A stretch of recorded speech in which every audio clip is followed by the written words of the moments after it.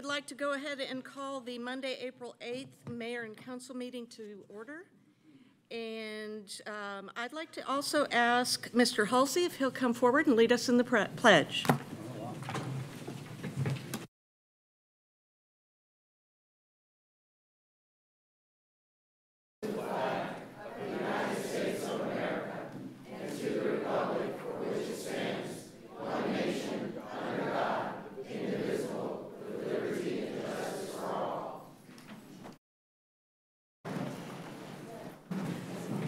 Thank you, Mr. Halsey. Before we go into the consent agenda, I would like to state for the record that Councilmember Zapata has an excused absence this evening. On to the consent agenda. Is there a motion to approve the consent agenda? Motion to approve. Motion by Councilmember Grower. Is there a second? Second. Second by Councilmember Tizer. All those in favor, please raise your hands. And it passes unanimously. The next item on the agenda is the recognition of the City of Roswell 911 Communications Center being awarded the Accredited Center for Excellence by the Board of Accreditation Review. Ms. Alterio, will you please come forward and tell us about this wonderful award that you all received?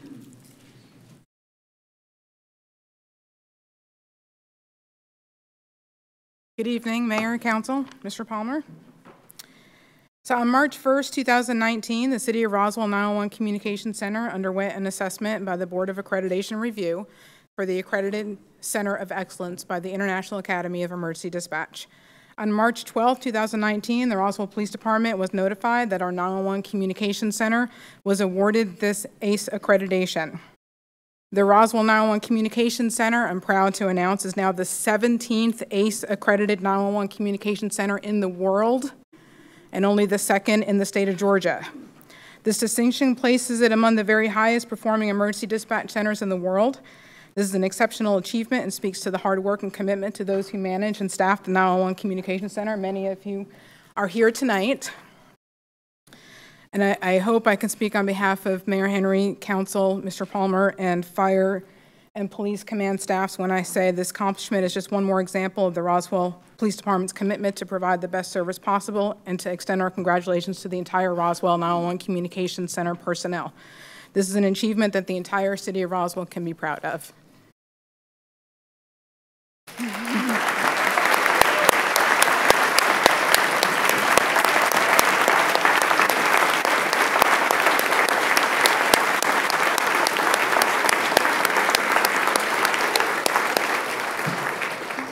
And please don't sit down. We would love to have our picture taken with you and all the folks of the 911 Center. And thank you for everything you do for the citizens of Roswell.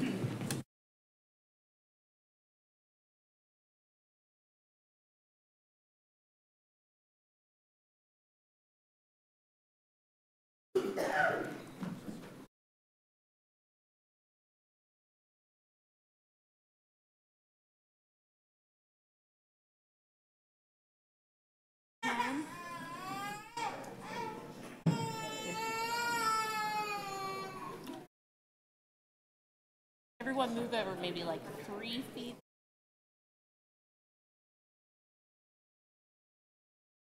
All right, that'll work. Smiling.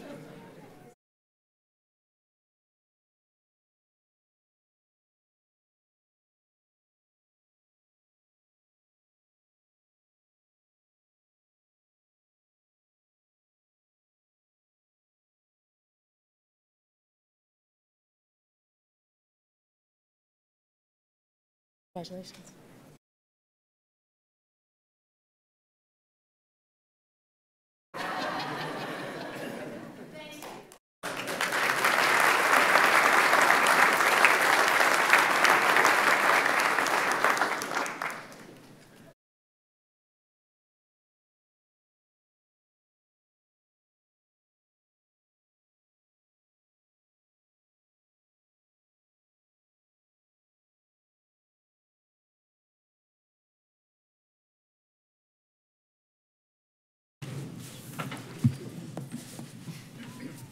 The next item on the agenda is a proclamation for National Public Safety Telecommunications Week of April 14th through the 20th in association with National 911 Education Month. Whereas in 1967, the President's Commission on Law Enforcement and Administration of Justice recommended that a single number should be established nationwide for reporting emergency situations. 1 year later, in 1968, the American Telephone and Telegraph Company, also known as AT&T, announced that it would establish the digits 911 as the emergency code. And whereas the 911 system is the connection between the eyes and ears of the public and the emergency response system in the United States, and is often the first to know of emergencies of all magnitudes, making 911 a significant Homeland Security asset. And whereas in 1986, the City of Roswell went live with our first 911 system. Roswell 911 Center currently has 26 dedicated personnel consisting of communications officers, training officers, management, and a Georgia Crime Information Center. And whereas the safety of our police officers and firefighters is dependent upon the quality and the accuracy of information obtained from citizens who telephone the City of Roswell E911 Communications Center.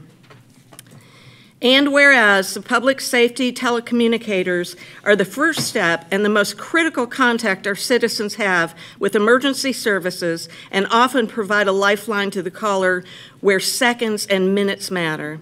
And whereas the City of Roswell's 911 staff is proud to support their mission statement in their everyday duties, which is, our dedicated employees provide excellent service utilizing life-saving instructions through best practices in the public safety communications industry.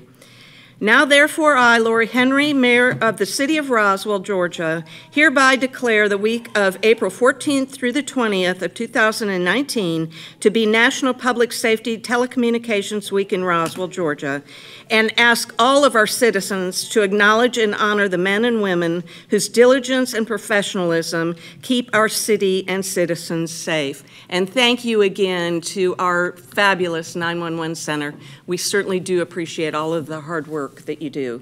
And if you see these folks, please go up to them and thank them for their work, because they are dealing with emergency after emergency after emergency, and they have to stay calm while they do it. And I just can't even imagine how they do. So thank you all again. The next item on the agenda is Administration and Finance Department. Councilmember Marcelo Zapata isn't here. Councilmember Tizer is going to present this, please. Thank you, Mayor. Item number 3 is the approval of a resolution for the mayor and our city administrator to sign a supplemental lease with the Georgia Municipal Association, GMA, for IT infrastructure equipment with an annual payment of $219,407.01, presented by Mr. Luckett. Good evening, Mayor and Council. This item is related to the replacement of our city's IT infrastructure, mainly our servers and switches. This was discussed at the March 12th committee meeting, and we are recommending to purchase this equipment through a lease with the Georgia Municipal Association. We have secured a rate of 3.15% for a term of 5 years, and this would be for an annual payment of $219,407. I'm available for any questions that you might have. Does council have any questions for Mr. Luckett? Any comments? Is there anyone in the public that would like to speak about this topic? Please come forward. Councilmember Tizer, do we have a motion? Yeah, motion to approve item number 3. Motion to approve by Councilmember Tizer. Do I have a second? Second. Second by Councilmember Wilsey. All those in favor, please raise your hands. And it is, for approval, is Councilmember Tizer, Councilmember Wilsey, Councilmember Palermo, and Councilmember Judy. All those opposed? And that is Councilmember Grower is opposed to the motion. It carries. And now we will go to Community Development Department. Councilmember Palermo.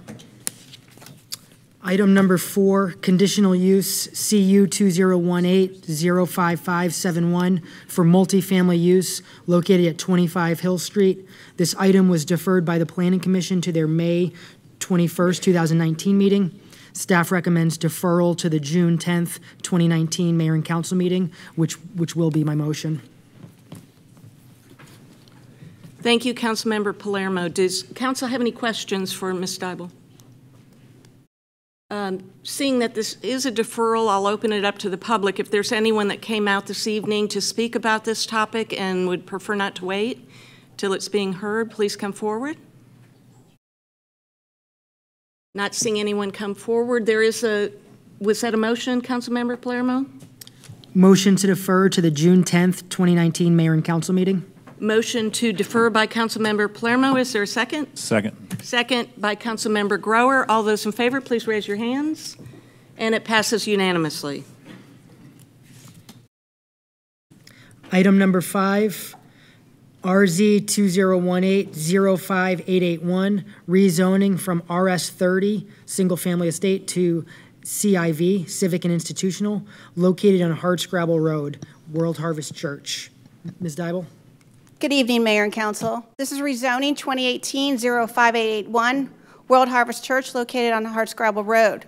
The applicant is requesting a rezoning from RS 30, which is single-family estate, to civic, for civic and institutional for the purpose of building a new worship center for the existing church. Here's an aerial view of the property. As you can see across the street from the area is their existing church. On the other side of them is Sweet Apple Elementary School, and to the southern border and the western border is single-family residential. Here is a zoning of the property. They are RS 30, and the areas in the gray are zoned civic. This is a proposed plan of the structure. What they're looking to do for their proposed site plan, they're looking to do a 2-story building of 60,000 square feet. The site will provide 262 parking spaces. The requirement for what they're looking for is 253.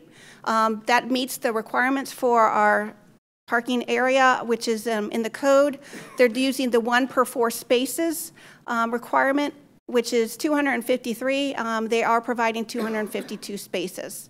They have more than the open space requirement at 31%, and they're doing a type C buffer, which is a 20-foot buffer with a wall, but on the other side of the wall, they're actually having an additional 20 feet of landscape, which they're also going to use for some bioretention. This is also a proposed site plan showing you a little bit about where their landscape buffer is along the properties related to the single family and showing their new worship center. This is an aerial view of their proposed building.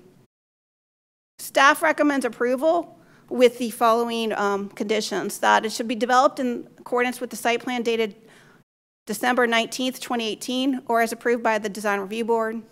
The design roadway improvements as approved by our Roswell DOT, and that the applicant owner shall do a combination plat prior to the issuance of the land disturbance permit. The Planning Commission recommended approval with the site plan and the roadway improvements. The combination plat was added after the Planning Commission meeting, so that is why the third condition was not in their comments. Do you have any questions for staff? Does council have any questions for Ms. Steibel? Thank you. We'll hear from the applicant.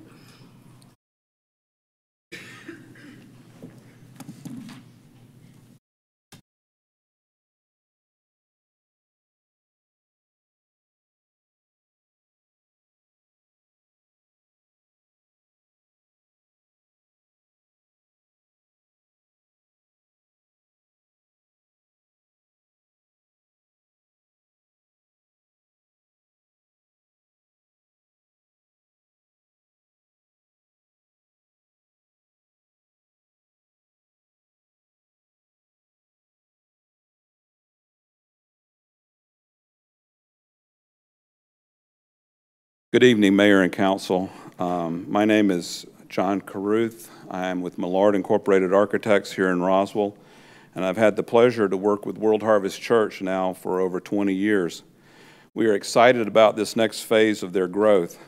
With me tonight, we have our civil engineer, Mike Lynch, with Southland Services, our landscape architect, Peter Frawley, with Frawley Associates.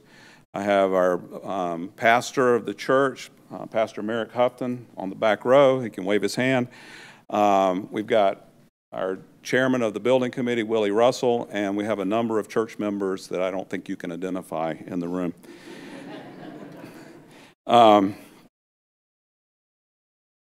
As Ms. Dybel says, we're seeking to rezone a 6-acre parcel from our RS30 single-family estate to CIV Civic and Institutional.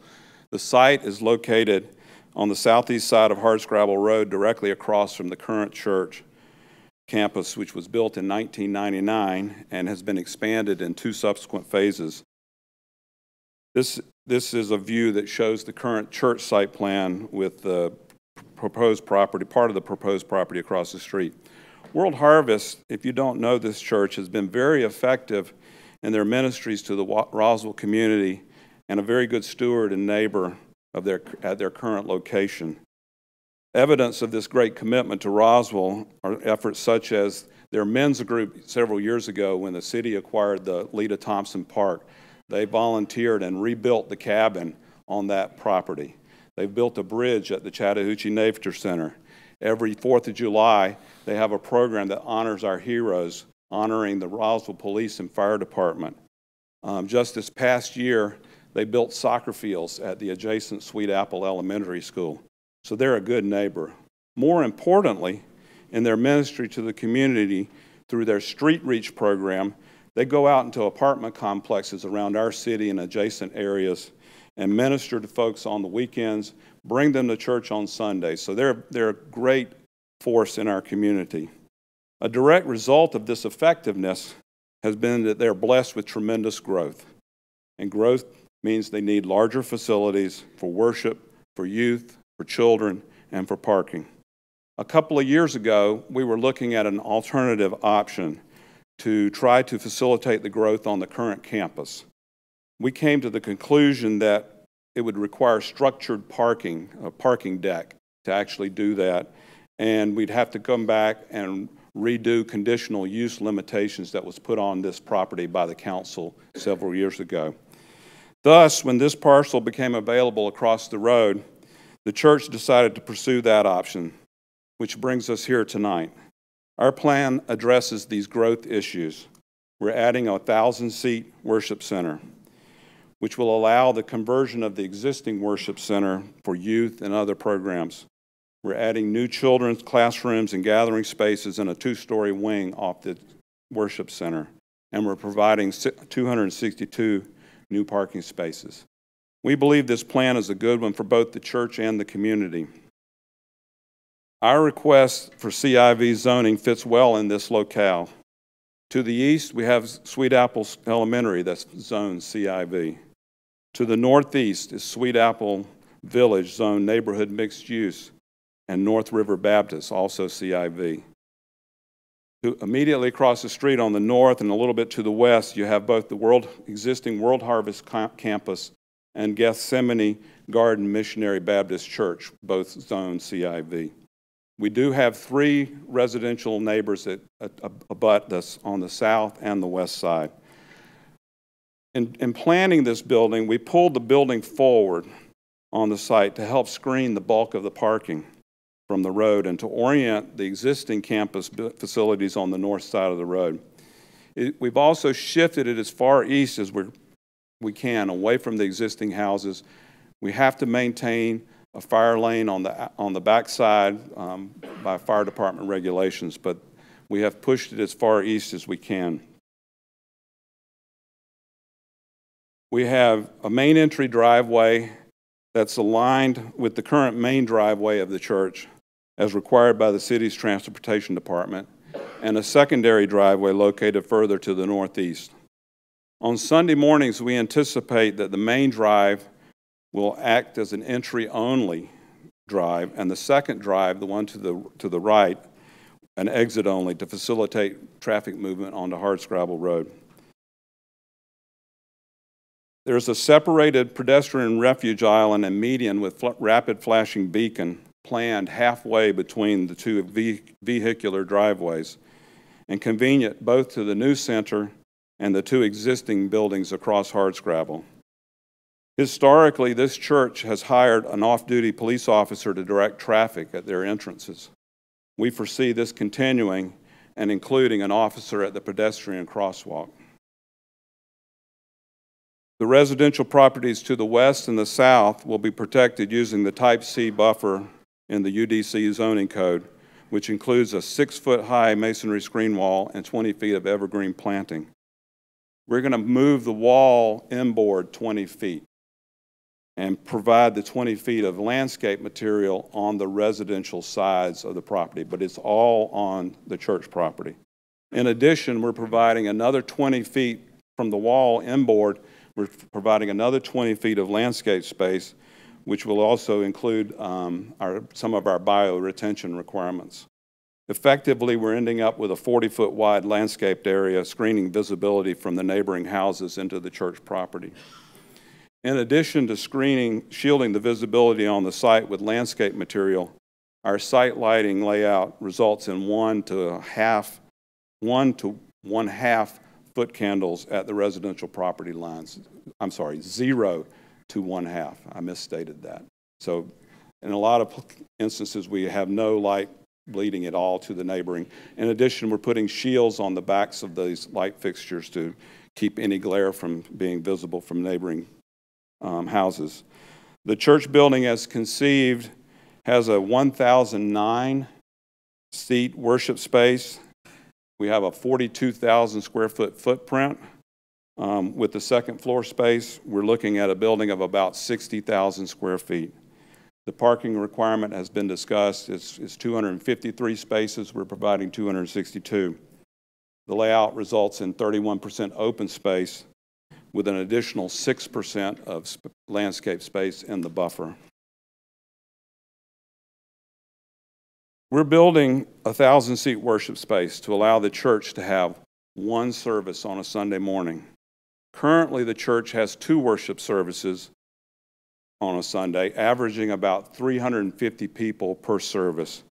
This presents a couple of problems. One is a logistical problem because the church has to have 350 people leave one service and another 350 people try to come into the building to go to the next service at the same time, which puts a tremendous strain on lobby space and on parking. The other problem is the worship experience itself. A World Harvest worship service, if you haven't been to one, is a very spirit-filled service, very emotional, and often can't be fitted into a rigid 1-hour time frame, which an early service requires. Having one service in a much larger space will give them the ability to worship more freely without any time constraints. At the Planning Commission, there was discussion about how large the current worship center is. As I mentioned, the current service averages about 350 people. The current worship space has 525 seats. We did not make that very clear at the Planning Commission. So at 350 people, this is about 2/3 full. Church planners will tell you that when you get more than 80% of the seats are taken, the sanctuary feels full. As planned, with one service in a 1,000-seat room, an average attendance of 700 people leaves a little bit of room for growth before they approach that 80% capacity. With this new space, we're not really greatly increasing the number of worshipers on a Sunday morning. We're just putting them in one service instead of 2. Some have said that we're causing more traffic problems. I don't think that's very clear-cut. Let's remember that we currently have 350 people moving out of one service and 350 coming back in and trying to turn over the parking area. With only 216 existing parking spaces, the church has had to use shuttle buses for years, operating between the church and the Sweet Apple Elementary School. Also, historically, Hardscrabble Road has been a two-way road with no turn lanes into the church.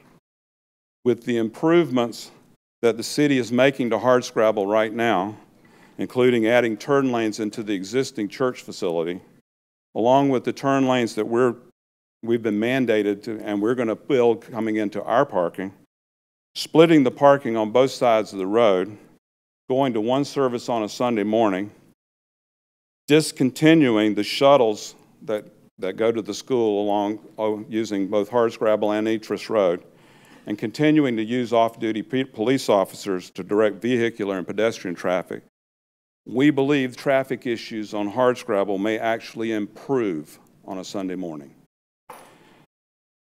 World Harvest has developed conceptual architectural plans and images working with us and with Live Design Group in Birmingham, Alabama. Saw this rendering a few minutes ago. Architecturally, the building orients toward Hardscrabble Road with a long daylit lobby facing the west front. The northwest corner is anchored with a coffee area and outdoor seating. The pedestrian path across the road is oriented toward this corner. The main entry drive, which is over to the right on this rendering, includes a drop-off lane and convenient visitor parking. This is a view of the proposed facility coming up Hardscrabble Road from the high school and from Highway 92. The new worship center is on the right. The existing church would be on the left. This is a view looking across the road at the pedestrian approach. And this is the view coming down Hardscrabble from the other direction that you would see. You see the building corner, the coffee shop corner, the tower, the cross, all from this angle. The front part of the building is mostly tall, single-story construction with a maximum of 35 feet in height per code. There is a second-story area to the left, which will include a prayer room and a roof terrace. There are support spaces to the rear of the worship space. And to the right, you have the two-story children's wing.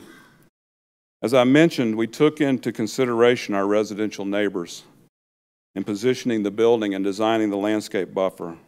We've developed views from our most immediate neighbors, one on Hardscrabble and 3 on Walnut Wood Trail. First, here's the plan, which I think we saw about a few minutes ago. But there are 3 houses that immediately abut, and then another that's right off a corner of the property. So what we did, we took the renderings and we start with House A, which is the house on Hardscrabble Road. This is looking at it at our site from a second floor window. And this is what you would see if you didn't have all the landscaping.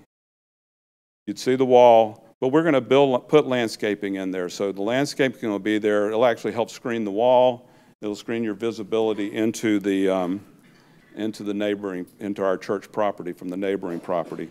So we did this to show the property owners what it might look like if we didn't do landscaping, as well as what will happen when the landscaping is put in place along with the wall. So we did that on all four locations. So this is what I call House B at 280 Walnut Wood Trail. This is kind of before everything matures, and then after you mature the landscaping, you may see just a little bit of the cornice of the building, but not much. Likewise, House C at 270 Walnut Wood Trail without all the landscaping, and then add the landscaping, and it pretty much goes away. Likewise for House D at 260 Walnut Wood Trail, before landscape matures and after it matures. We're prepared to go into a lot more detail. I've got the landscape architect, the civil engineer, but I'd like to pause here and let you ask questions or comments. I'll bring them up if we need to drill down in some technical details. Thank you, Mr. Caruth. Yes, Councilmember Grower. I have a question about the parking. There's 262 spaces for, it looks like almost 1,000 people. Does that mean there'll be people parking across the street as well, or do you anticipate your lot can service the whole? Yes, we anticipate people will park across on both sides of the street, and that's why we're putting the protected pedestrian crossing in place. And so how do you anticipate to manage that pedestrian traffic as it crosses? How to manage the traffic? Yeah. Pedestrian? Yeah. We plan to have a police officer at that intersection, at that crosswalk on a Sunday morning. In addition, you've got the rapid flashing beacon system, so you can come up, just similar to the one that's down at near the Target shopping center on Hardscrabble. Okay, thank you. Councilmember Palermo. Thank you. So I just want to make sure I'm clear. So when you say that rapid flashing pedestrian light, is that where you push the button and it will create a red light for cars coming? This is Mike Lynch. Yes, that is correct. And again, like John mentioned, if you, for reference, if you think about what's already at the down by Target Center, that's the same type of device that we're calling for here. And I see our transportation head coming up. Curious if there's any additional color, Mr. Rove? So the rapid rectangular flashing beacon, that's the light where you push the button and it flashes the white light. It's not necessarily a red light. Oh, okay. Like a hawk. Okay, so it's not the only hawk we have in the city is on Highway 9 in front of the Vickery Mills Elementary School. That's where a pedestrian pushes the button and it goes red and it stops all vehicles. These RRFBs, as we call them, we've been using them all around the city. We have several installations, and as part of the Hardscrabble Green Loop project, we are installing at least 4 more along Hardscrabble. There is one existing by the Target Highway 92.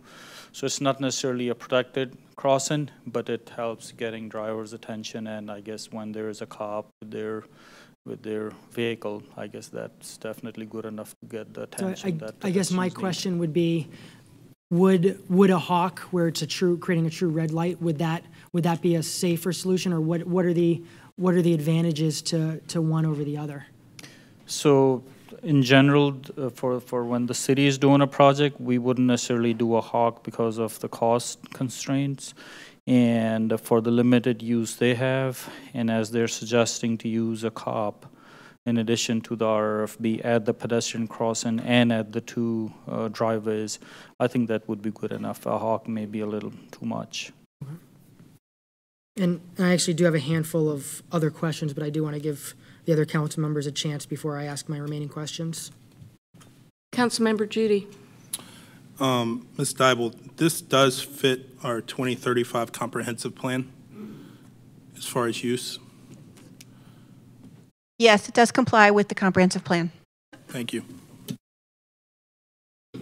Yes, Councilmember Grower. Just while we're on the topic of the pedestrians, do you anticipate that there will be pedestrian traffic at night or not on Sundays crossing Hardscrabble Road, or do you think the majority of that will be Sunday mornings? I'm going to turn to our committee chairperson to help me with that one. Yes. Yes, just on Sundays?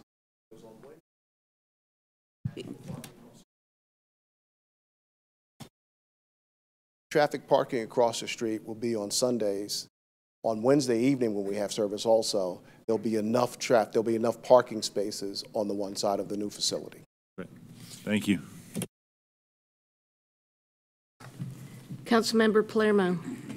So another question I have is, so there's going to be 2 entrances / exits, if I read the plan correctly, and with that, was it discussed that either one or both would be right turn only?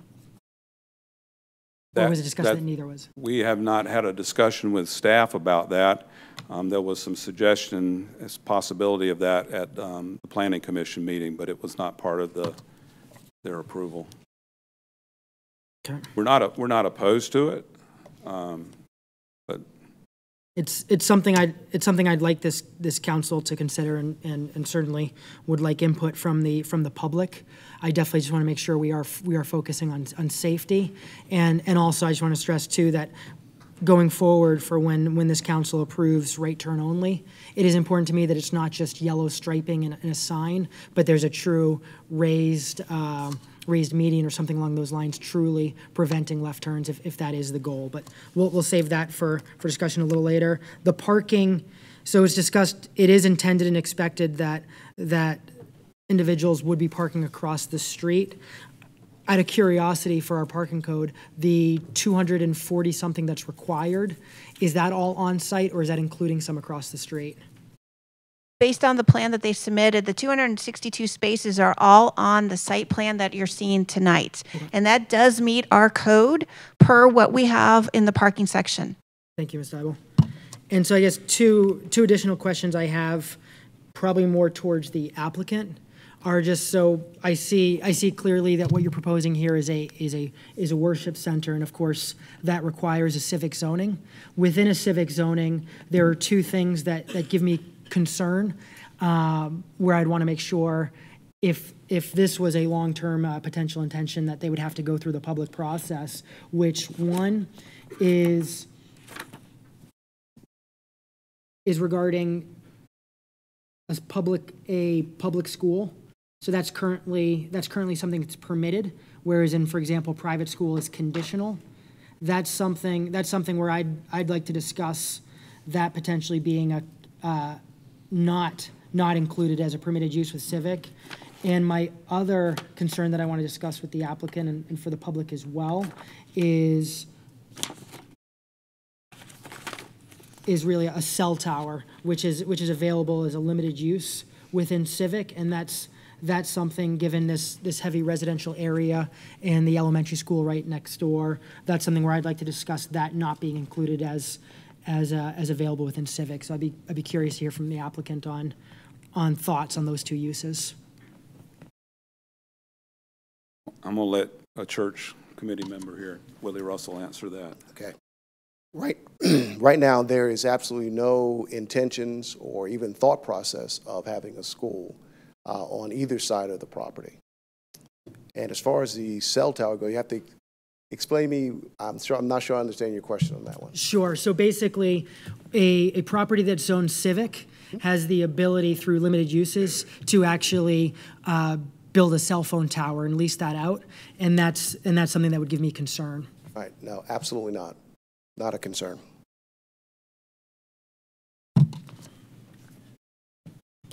Additional questions from council? Thank you, gentlemen. I'm going to open this up to the public, and what I'd like to do is remind you, we have comment cards in the back on the podium. I would appreciate it very much if you'd fill those out and hand them in right next to the podium up here. Is there anyone in the audience that would like to come forward and speak? Yes, sir. Please come forward.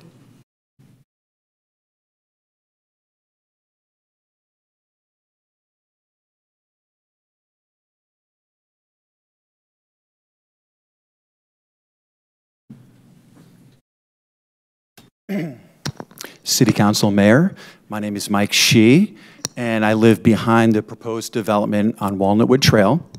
So I'm here tonight just to give you a different perspective and kind of open up your mind just a little bit. I became aware of this proposed development about 3 to 4 weeks ago. I live right behind the site, but was not made aware of it. And the only way I became aware of it was actually walking my dog down the sidewalk they're constructing. It wasn't even complete. And as I'm walking down, I saw the sign that was to my side. But I couldn't see, if you were driving, there was no way to see the sign. So I think a lot of the public were not aware of this development. So it kind of came to me lately. So I'm going to do my best to voice my concerns and interest of the local community that lives around that area. Excuse me while I grab my glasses. So, they're expanding from 350 seats to 1,000 seats. I would argue and petition to you this is not a simple rezoning from residential to civic. It's really more about a campus development project. And it's kind of complicated. It's not clear cut. You have 2 buildings that straddle a major busy road. So what's going to happen is you're going to have pedestrians crossing the road. And what that does is increase risk and it increases traffic. The gentleman that was up here spoke correctly.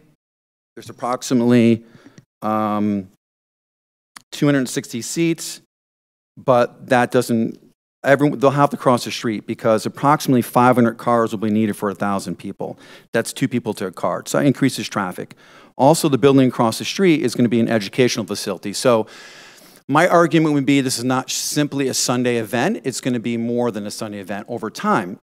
Now, currently, their plans are, and plans are only that, just plans, is to have 1 service, but it could grow to 2 services, 3 or more over time. And my major concern as a pedestrian is for City Council and Mayor to step back a minute and look at this from a different perspective, that it's 2 properties, it's a campus being developed. It's not a simple rezone to Civic. And we need to think about it because we're going to live with the decision for a long time to come. And people in the community need a safe way to cross the street, and all the parishioners, you guys need a safe place to cross. I don't want anyone to get injured or something to happen. And just having a cop directing traffic may not cut it. So I would just say step back, think about it, think about an alternative to make sure it's mapping with the vision of our Roswell plan to have people be able to walk safely from A to B. And we're talking a lot of seats, 350 to 1,000. It's a nice-sized campus and a very busy road. So we need to rethink the pedestrian. A gentleman commented about, only allowing cars to go right when they come out. That could be helpful. And I know it seems a little unique, but I think we're in a unique situation. Consider a tunnel. That would eliminate the whole problem.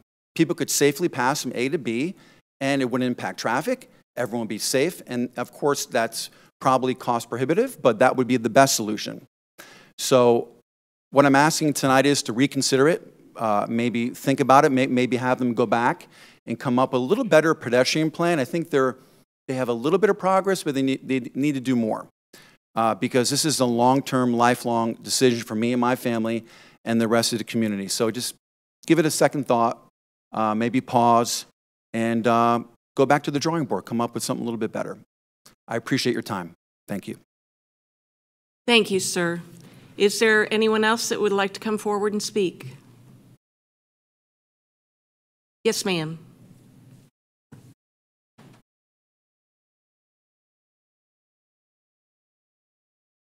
Good evening, and thank you.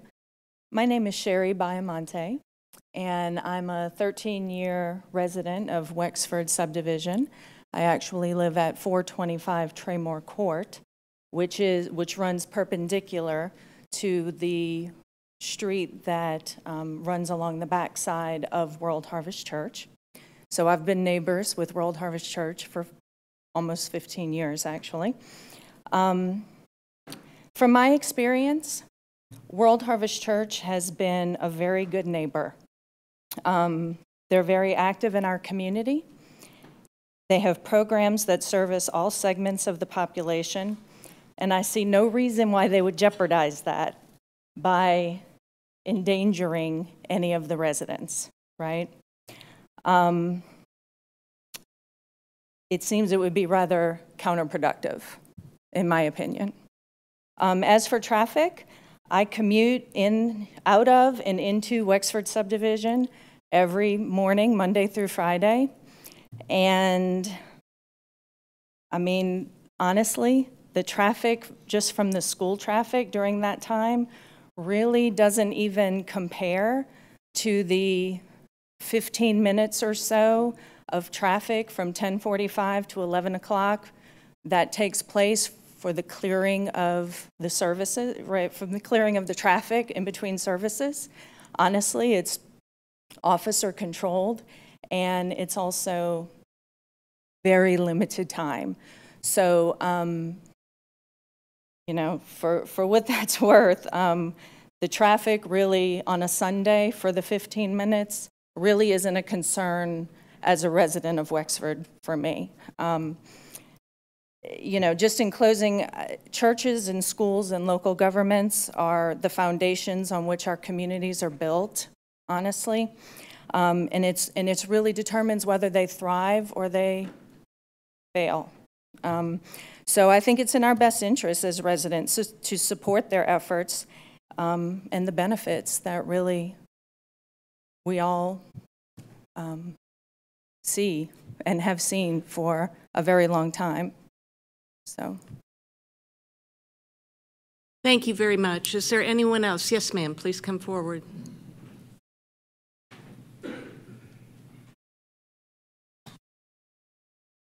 Mayor and Council. My name is Jennifer Bent, and I live on Hardscrabble Road. My family and I have lived there for almost 21 years, and we've seen the improvement that you guys have done on Hardscrabble Road over the last 20 years, and we really appreciate it. The most traffic I have on Hardscrabble Road is in the mornings coming out of my driveway to get to work, and that's working traffic and school traffic. But on the weekends, I drive along Hardscrabble Road Saturdays and Sunday, and I've not experienced any traffic delays, except if there's a funeral or if there's a race or something like that. But I have not been affected by traffic, and I've seen what this church has done in the community, and I would ask that you approve this, what they're about to do, because it is needed in the community. Thank you. Thank you very much. Is there anyone else that would like to come forward and speak? Yes, ma'am.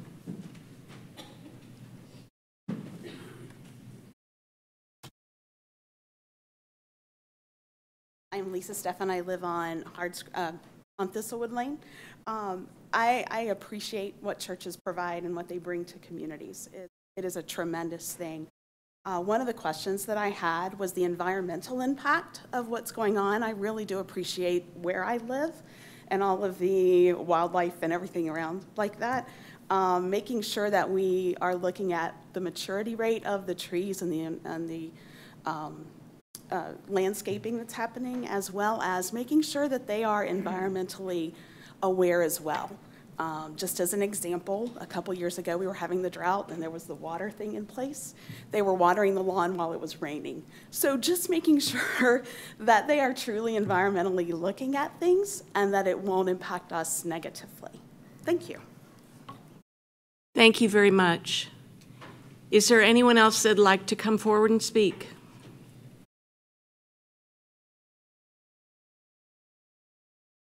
Not seeing any hands up, I'll bring it back to council. And does the council have, well, first I'll let the applicant have some closing remarks, but then I'll come to you and see if you have any questions or comments for the applicant or staff. Just a couple things on some of the things that I've heard. I would like Mayor and Council to know that we've been working on this project for about 4 years. We investigated expanding on our current property, but we felt like building a parking deck in Roswell on Hardscrabble Road wouldn't be appropriate. We looked at the potential of a tunnel, and we spent about 7 months going through all the analysis of what a tunnel would be and do. And I'm a civil engineer by trade, and I build churches for a living. So, down the center of Hardscrabble Road is a 30-inch main. There is physically no way to get a tunnel from one side of the street to the other side of the street. It's just not possible. Unless, of course, you rerouted the entire main, which would really impact not only neighbors. If we think that the traffic on Hardscrabble was bad by the road work, we don't even want to think about trying to do that. We've also looked at some other options, but they just weren't practical options. And really, when you get down to it, what we're talking about is truly, again, we don't have a 350-seat sanctuary right now. We have 350 people that show up to worship in each service. So that's still 700 people that we're trying to maneuver around. We have 6 buses that shuttle people all over the place on a Sunday morning. If there's a traffic concern, it would be right now. And it is truly our desire to be safe, for our own parishioners, obviously. And it becomes an operational issue. So we've looked at some things. And one of the solutions that may be, that'll solve a lot of the problems, we have a current agreement in place right now with Sweet Apple School. So what we could do, if we had to, was keep all the parking on one side of the street, where we could park with the new facility with the 260 spaces, and if we had any additional need for parking, keep the same agreement that we have with Sweet Apple School and park the overflow parking there. And we can have people walk on the same side of the street on the brand new sidewalk, or we could build a small connection there. So we've looked at many different solutions and many different opportunities, and we feel like we have a very good plan. This is not something that we plan to jump into quickly and without a lot of thought. So. Thank you, sir. Thank you. Thank you for your consideration of this tonight. We hope you will move for approval. Okay, does council have any questions for staff? Councilmember Judy. No, I'd just like to say that this plan looks very well thought out. Mayor Henry and I were able to attend the ribbon cutting for the fields at Sweet Apple, and I can tell you there isn't another elementary school that's got nicer fields now than Sweet Apple, thanks to World Harvest. Sounds like y'all are being good neighbors in any way you can, even getting very creative there, talking about same-size street if there's an issue. So I would support this. Thank you, Councilmember Judy. Additional comments, questions from council? Yes, Councilmember Palermo. So I have a couple comments, and I'll have a couple questions for the applicant afterwards. But first off, I guess I'm just a little curious to understand. So what is the current agreement you have with Sweet Apple? And the reason I ask is because I feel that potentially can be creating additional safety and perhaps less traffic backup by having people parking there. So can you help explain what that current agreement is?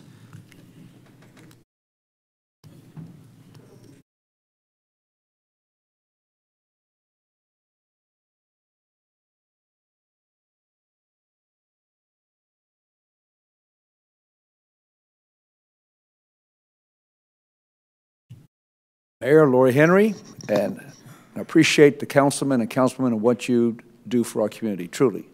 I just want you to know we pray for you every week. I mean,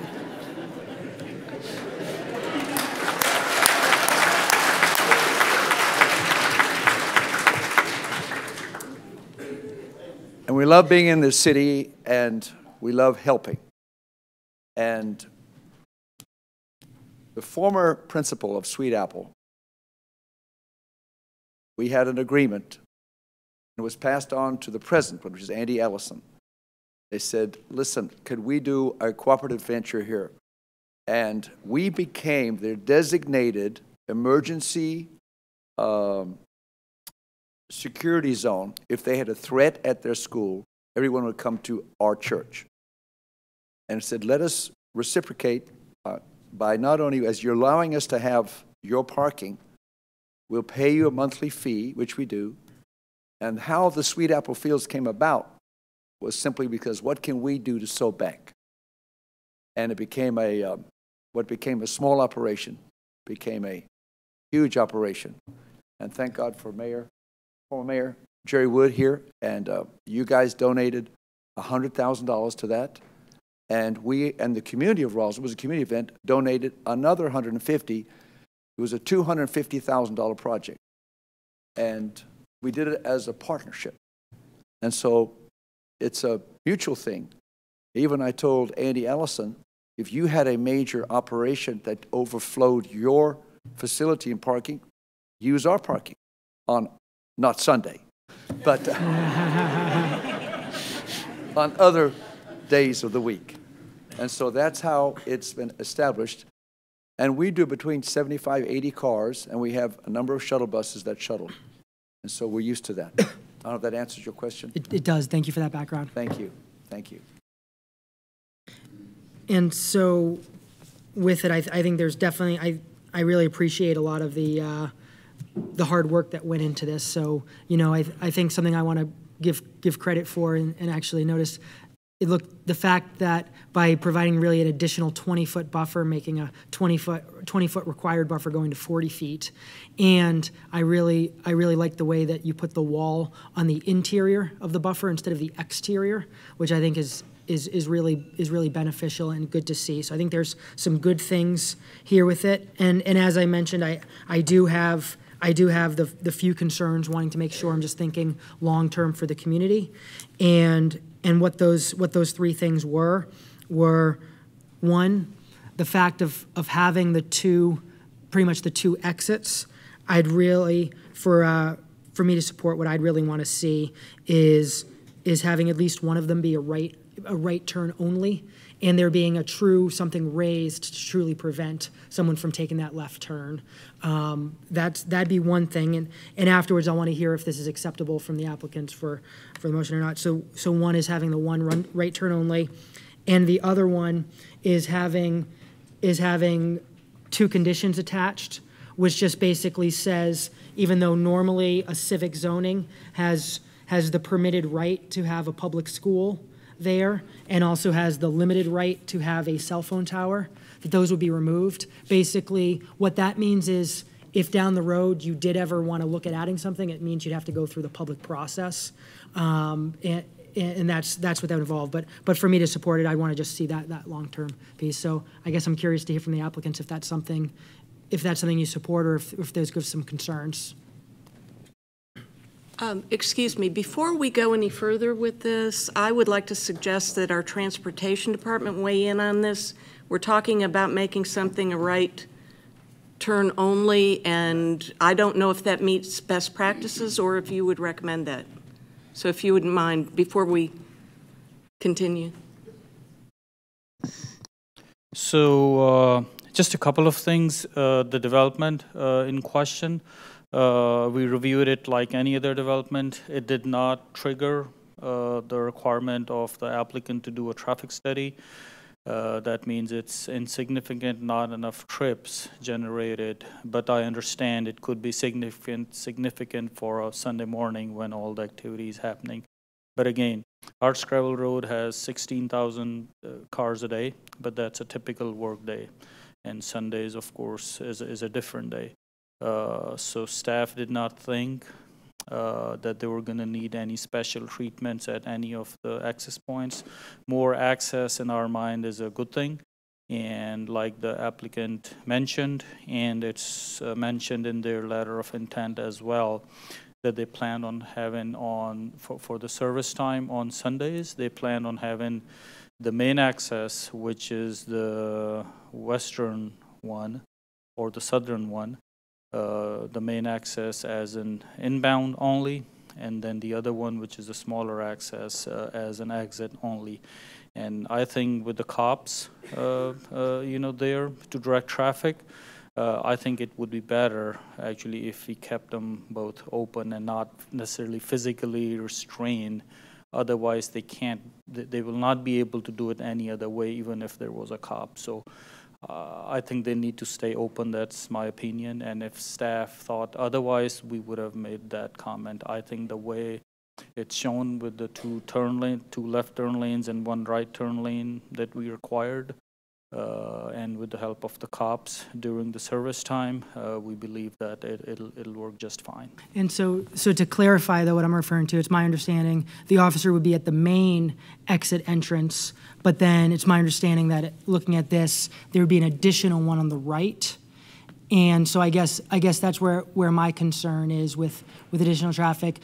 It seems to me like they're a pretty good distance apart, and I feel kind of just knowing the neighboring communities here, et cetera, I think it makes sense where absolutely the one you're referring to with the officer, the bigger one, absolutely I think that needs to be the multiple left and the right. So I'm referring to the separate further right one. That's basically a concern I've heard from some residents, and I thought it was a legitimate concern. The way I read it, I think they're talking about having cops as necessary at the two entrances and at the pedestrian crossing. Oh, so that's the plan, is to have officers at each of those locations? Oh, okay, so not just the main one. Okay, thank you for that clarification. Councilmember Wilsey. Yes, just to follow up a question on that, I mean, I would have concerns with a right-hand turn only without understanding the traffic flow in and out of the church. You know, like where are people going after they leave the church? I mean, it just seems like, would you be creating another problem, you know, a couple of blocks down the road for people having to turn around and loop around? So I just... Yes, if we made them go right only on Hardscrabble, then of course they'd be looking, either they'd be going around long ways or they'd be looking to make a U-turn wherever they can, which in certain cases could be a hazard. Be a concern. Well, and again, to be clear, I was referring to one of... Excuse me, Councilmember Palermo, you have not been recognized. Yes, Councilmember Tizer. Thank you, Mayor. You know, I'm not a traffic engineer, but our traffic engineers have looked at the situation, you know, and have made their recommendation, and I'm supportive of that recommendation. I would not be supportive to just randomly make it right turn only. That doesn't, again, I'm supporting our traffic and RDOT's recommendation here. Additional questions, Councilmember Palermo. Excellent. So two things. One, just the comment again, the fact that there's the plan to have the officers at both the exits takes away my need for that right turn only. But to clarify at all times, I was discussing that one of them, of course, would have the left possibility and one be the right. But I want to move to the other aspect, which is just thinking further down the road of just ensuring that, to see if you'd have concern with removing the public school as a permitted use and removing a cell phone tower as a possible use. We have absolutely no concern about removing those provisions. Thank you. Additional questions, comments from council? Mr. Palermo, do we have a motion? So my motion is to approve with staff's conditions and adding that under the use table for civic, school, public K through 12 is currently a permitted use. That would be removed. And telecommunication tower is currently a limited use, and that would be removed. There's a motion by Councilmember Palermo. Second. Oh, yes, please. Mr. Davison, would that be legal with the cell tower, with everything that's going on nowadays? Because you have all the stuff that's going on with, they can basically put a cell tower where they want to put it? The property owner would still have to give permission for them to put that cell tower there. So if they're agreeable to not have a cell tower there, that's Good. okay. Thank you. Do we have a second? Second. Second by Councilmember Grower. All those in favor, please raise your hands. And it passes unanimously.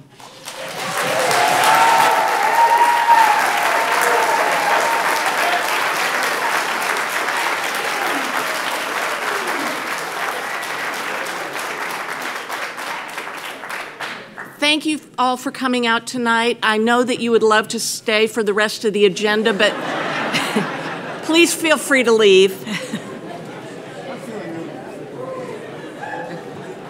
We'll give it a minute. We'll take a 5-minute break.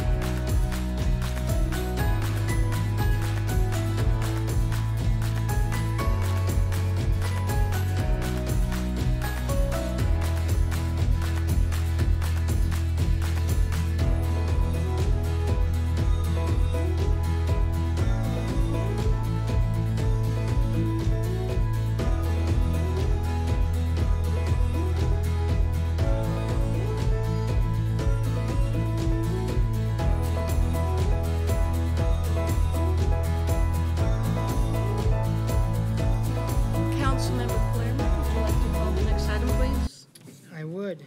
Item number 6, RZ 2019-0049, 66 Woodstock Road. Remove past zoning conditions on property. Ms. Dybel? Yes, this is zoning 2019-0049, located at 66 Woodstock. The applicant's requesting to remove prior zoning conditions. Here's an aerial view of the property on Woodstock Road. The zoning of the property is NX, which is neighborhood mixed use. On either side of it is OP Office Park. To the rear of it and everywhere else is zoned RS18 or RS12, which is both single-family residential zoning classifications. The yellow shade color is RS18, and the green color is RS12.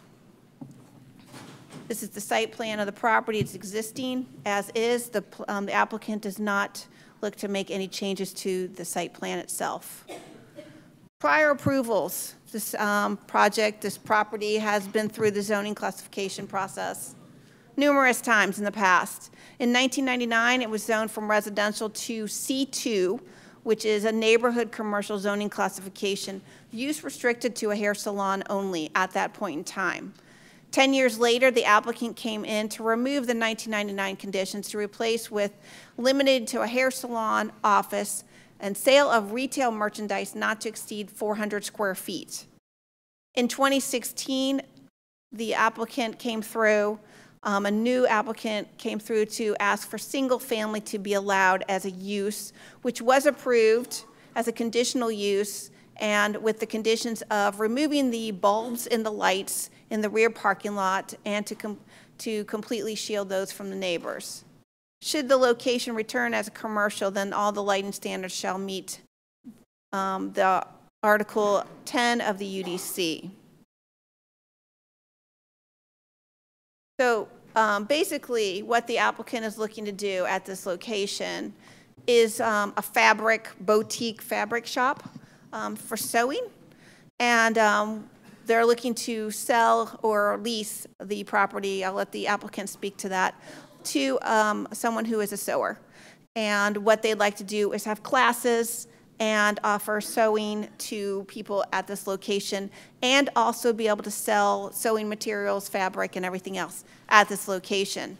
So at the Planning Commission meeting, the Planning Commission recommended approval with some additional conditions to allow the use of office, a salon, and a quilt shop, fabric shop, quilt shop, to utilize the entirety of the building, to erect a privacy fence or a screening around the rear parking area with a minimum height of 8 feet, and to require any lighting in the back of the property to be shielded from adjacent property owners, and also to limit the hours of operation from 8 a.m. to 9 p.m.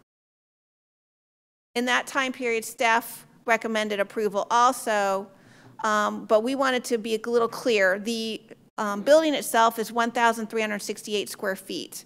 So we wanted to be clear on the square footage of the building, to limit it to office, salon, and fabric shop, and to allow for the entirety of the building, which is 1,368 square feet. To erect a privacy fence or screening around the rear parking area at a minimum height of 8 feet. Any lighting in the rear to be shielded from adjacent property owners. So that lighting would be faced towards the building at 66 Woodstock. And to limit the hours of operation from 7 a.m. to 10 p.m. We heard at the Planning Commission meeting from several people who indicated that they like to have some classes in the evening. Do you have any questions for staff? Yes, Councilmember Palermo. Thank you. So, Ms. Dybel, I'm aware at Planning Commission there was the discussion that there's some that like to have the classes at the evening. Can you summarize the concerns on kind of initially adding the hours of operation? Well, some of the concerns were possibly people coming and going a good bit from the location. And once you get to a later time period in the evening, people are looking to, relax, enjoy their property that's near them. And you do have, as shown on this map here, as the green and yellow, you do have a lot of residential in the area. So even though this is on Woodstock Road and you do have some commercial, there is mostly a good bit of residential across the street, single family and single family homes around the area, other than the 2 offices that are on either side of the property. Thank you. Councilmember Judy. So looking at these conditions, it seems like the spirit of the previous conditions were to make sure the building stayed the same square footage. That's correct. And if we made this change and removed those conditions, it would allow for an office or a salon, correct? Or office or salon, that's correct. I used to get my hair cut there when I had hair, when it was a salon, so I'm very familiar with the building. I think sewers are probably pretty quiet, and this, I mean, the hours of operation, are they common when you're putting hours of operation on businesses in residential areas?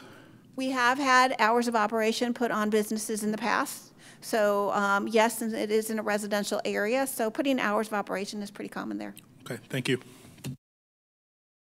Additional questions for staff? Thank you. We will hear from the applicant.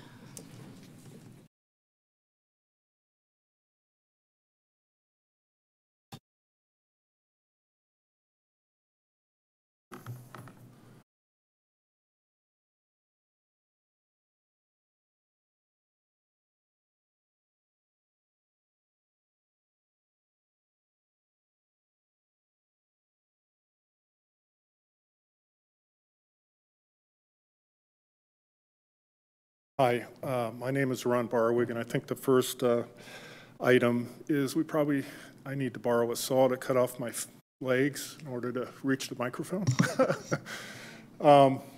So what I'd like to talk about was first, wanted to just say that Jackie and her staff, Michael Carterman,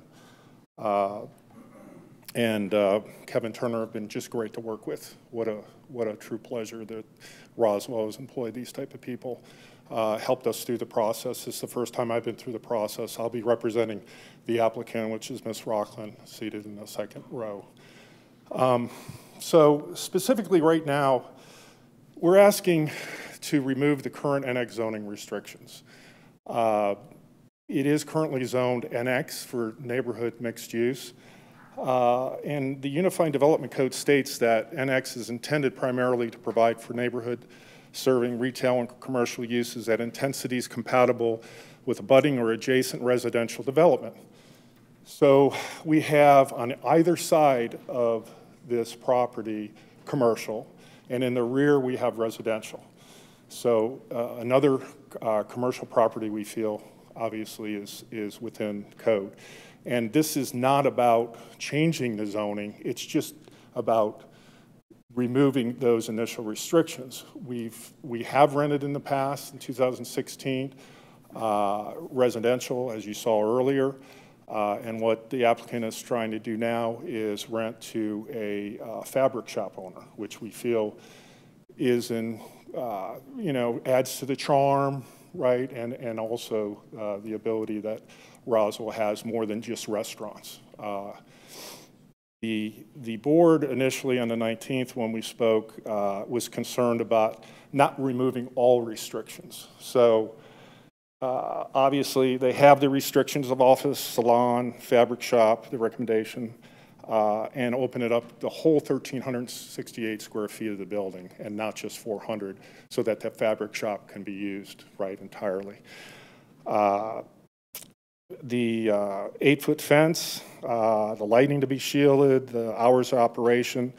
What we would like to discuss, though, is in addition to the recommendation, we would like you to consider a couple more uses. Now, NX provides for roughly, if you look at the UDC, about 50 permitted uses under NX code.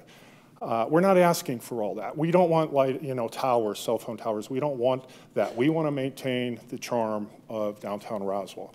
But we are asking for the sale of retail clothing, as well as the sale of furniture and home accessories to be added to that recommendation. These additional uses are compliant with the current NX zoning of the property.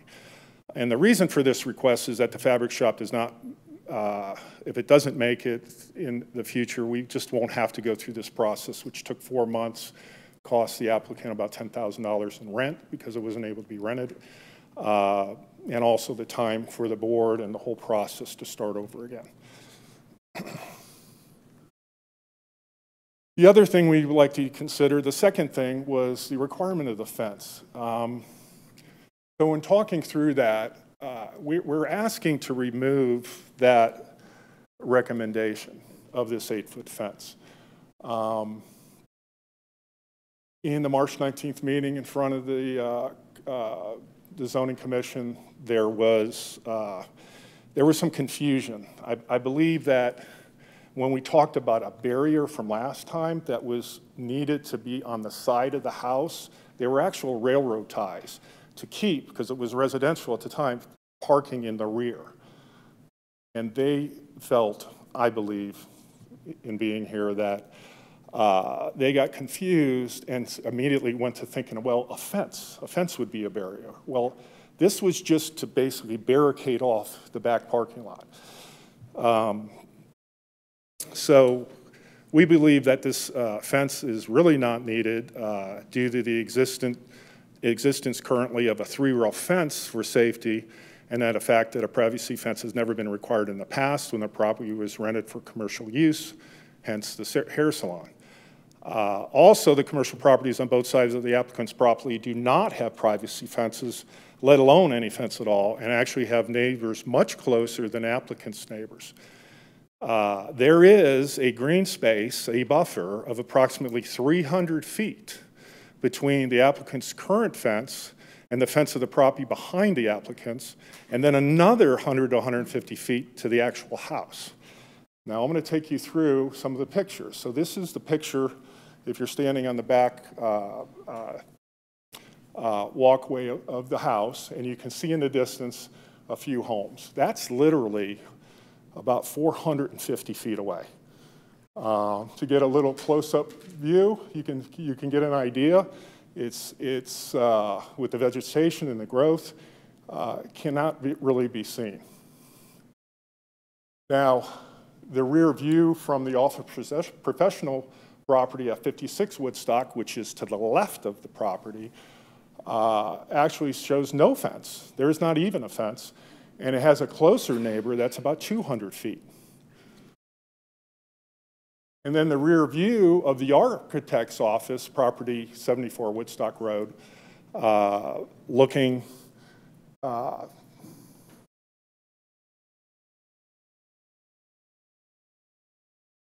at actually closer at about approximately 100 feet. And another picture, you can see that home down and to the right.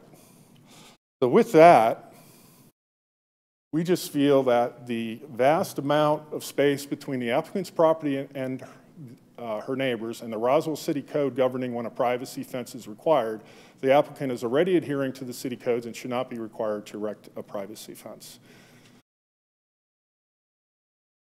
Any questions? Councilmember Palermo. Excellent. Thank you. And appreciate all you putting this together. This is helpful visual in addition to the discussion. First off, I just want to ask you a question unrelated. What is the ideal time frame for? So I do want to address what you had here, but just because I wrote down my questions in order. What do you see as an ideal time frame for the fabric store being proposed? The fabric store could open actually immediately. Oh, no, what I mean by that is hours of operation. Hours of operation is as per the recommendation of 7 to 10 because they do teach classes as well. So some of those would be after hours, 5 starting 6 o'clock. Okay, but staff's recommendation is something that would be ideal? Yes, the staff recommendation is ideal. Let me get through the questions first. Okay, so that was one question, and I'll certainly be glad to hear more about that later. A question I have for staff is to add sale of retail clothing and sale of furniture / home accessories. Is that something that could be added as is, or would the use need to be converted to the use categories and therefore needing to exclude more from retail sales?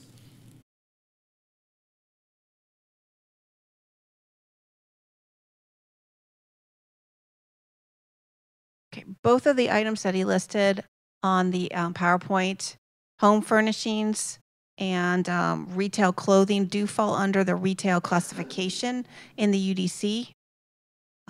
So if the council so chose to do so, that may be added per our condition, but staff's conditions were as listed. And I guess here's my question. My question is, if this council decided they felt it was the right thing to do, or there was interest in doing it, could specifically the condition of, for example, sale of retail clothing be added, or instead does it just have to be retail sales and there's not the ability to specify retail clothing? If you open up into retail sales, it does open up more. So I would state retail clothing. Okay, thank you. That was the question I had. And so that's something I'd like to discuss.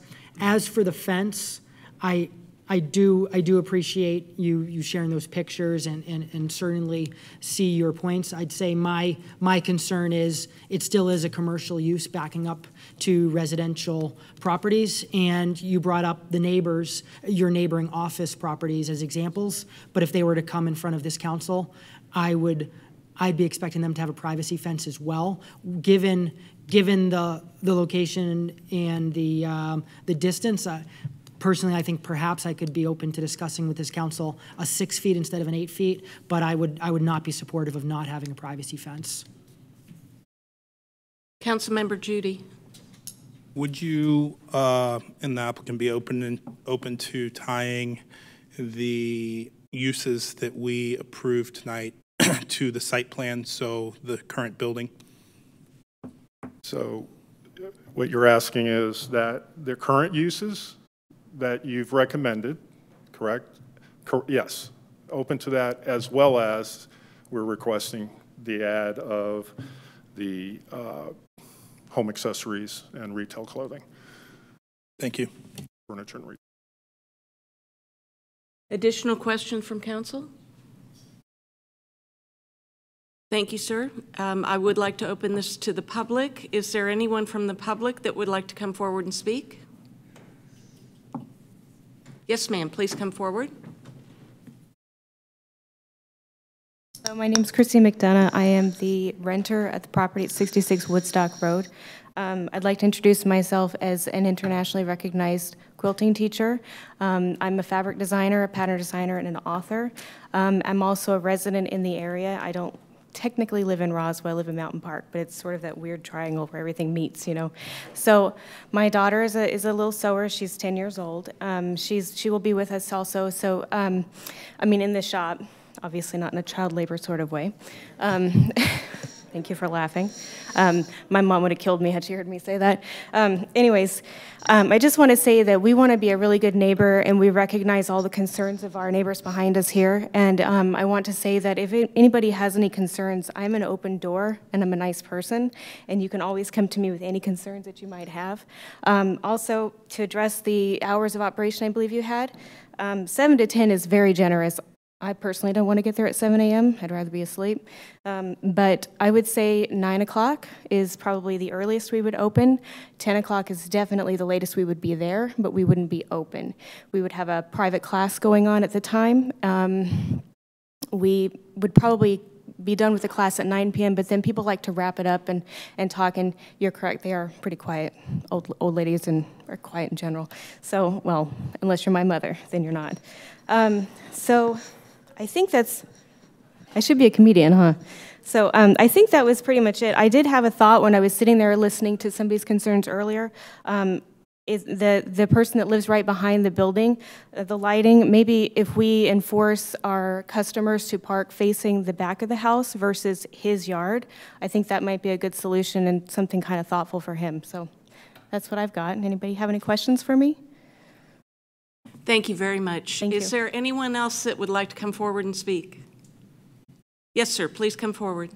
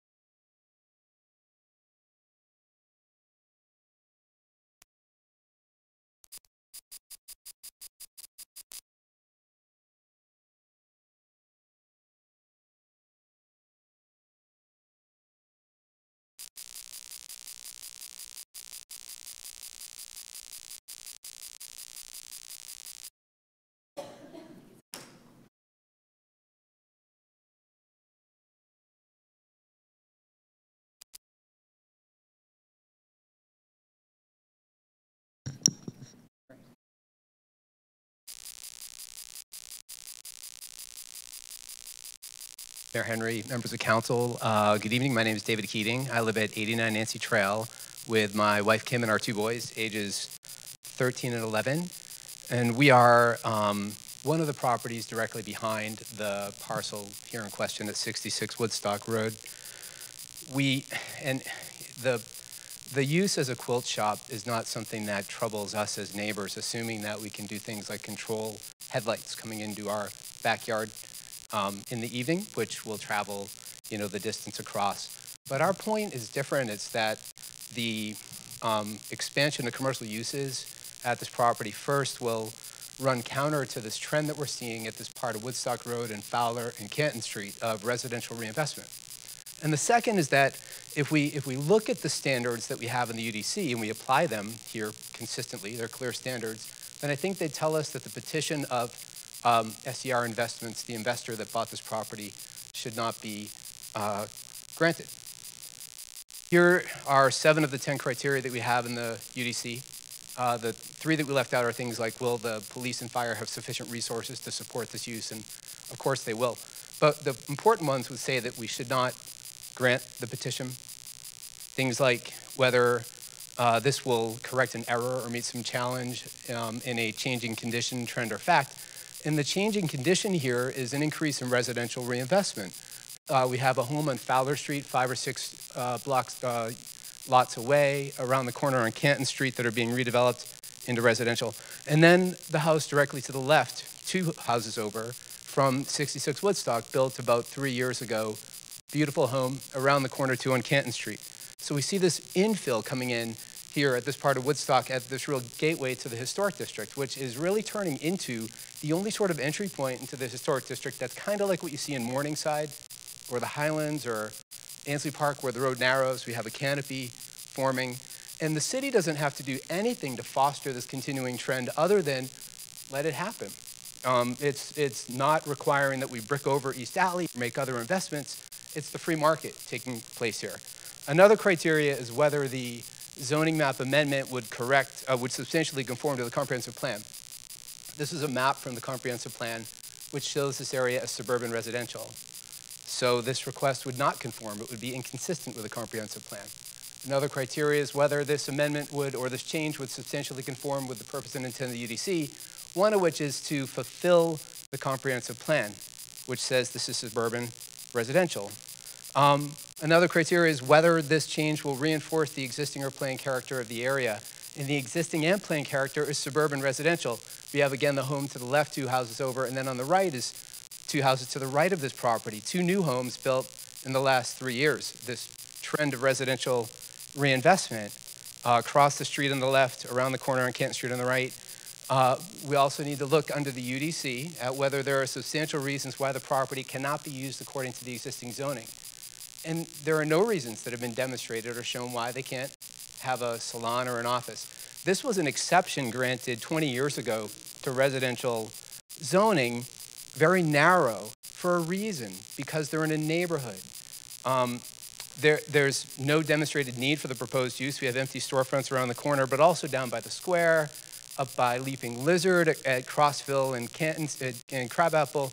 There's a lot of retail space. And then here's a picture from our backyard that would show that, in our view, there is a significant adverse impact that can occur here because headlights come in at night. We look at this property from our kitchen window.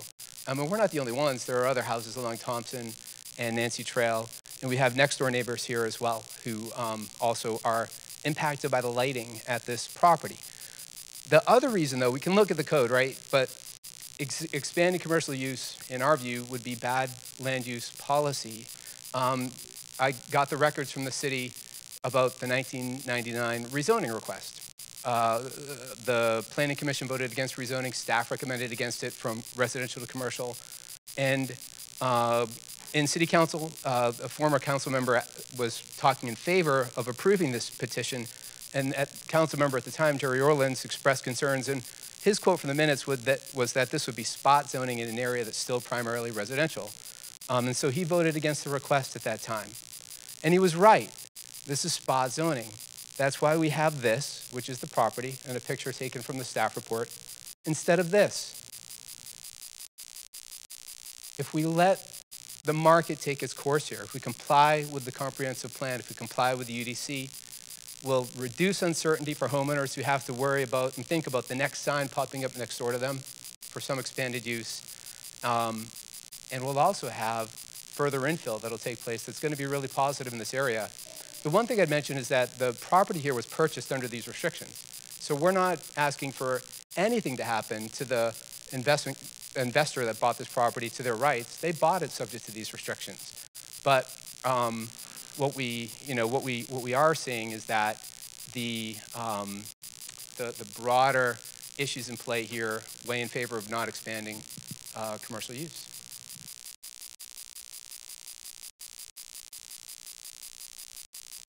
Thank you, sir. Is there anyone else that would like to come forward and speak? Yes, ma'am.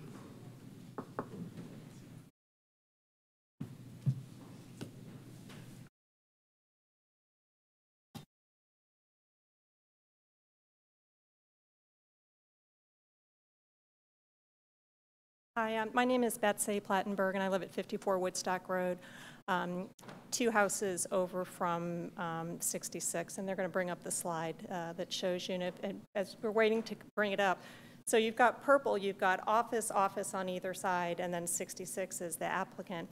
The sea of green around it, that's those of us that live there. I live in 54, which sits back, so my bedroom window looks directly into the parking lot of what used to be the Taylor Salon, where we had lights on all night long, every night, whether or not there was somebody there.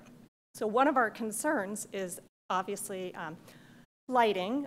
If there, set that aside for a minute, but looking around, as I said, it's residential all around, as Dave Keating mentioned about spot zoning.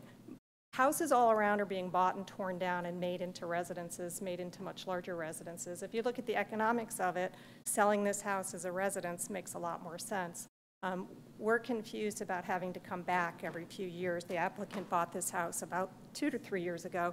It was zoned this way. They knew what it was zoned when they bought it. They came in and applied to be residential, and we all supported it. And here we are back again having to do this over and over, which isn't really fair for the residents all around. So I guess I would like to say, as a residence that's there, ideally we'd like it to be residential. If you feel the need to make it commercial, please restrict it. Our biggest concern is that that lot in the middle gets bundled with the 2 on the side, and we have a much bigger commercial entity next to us with a lot of lights, and that just seems, again, unfair to the people who have invested their time and energy and their resources to live nearby. So I would ask, 1, that you consider keeping it residential. 2, if you feel compelled to do something, please restrict it, because those of us that live nearby love the residences that we live in, and that seems as though we were there and deserve some attention as well. Thank you. Thank you. Is there anyone else that would like to come forward and speak? Seeing no one come forward, the applicant, do you have any closing remarks?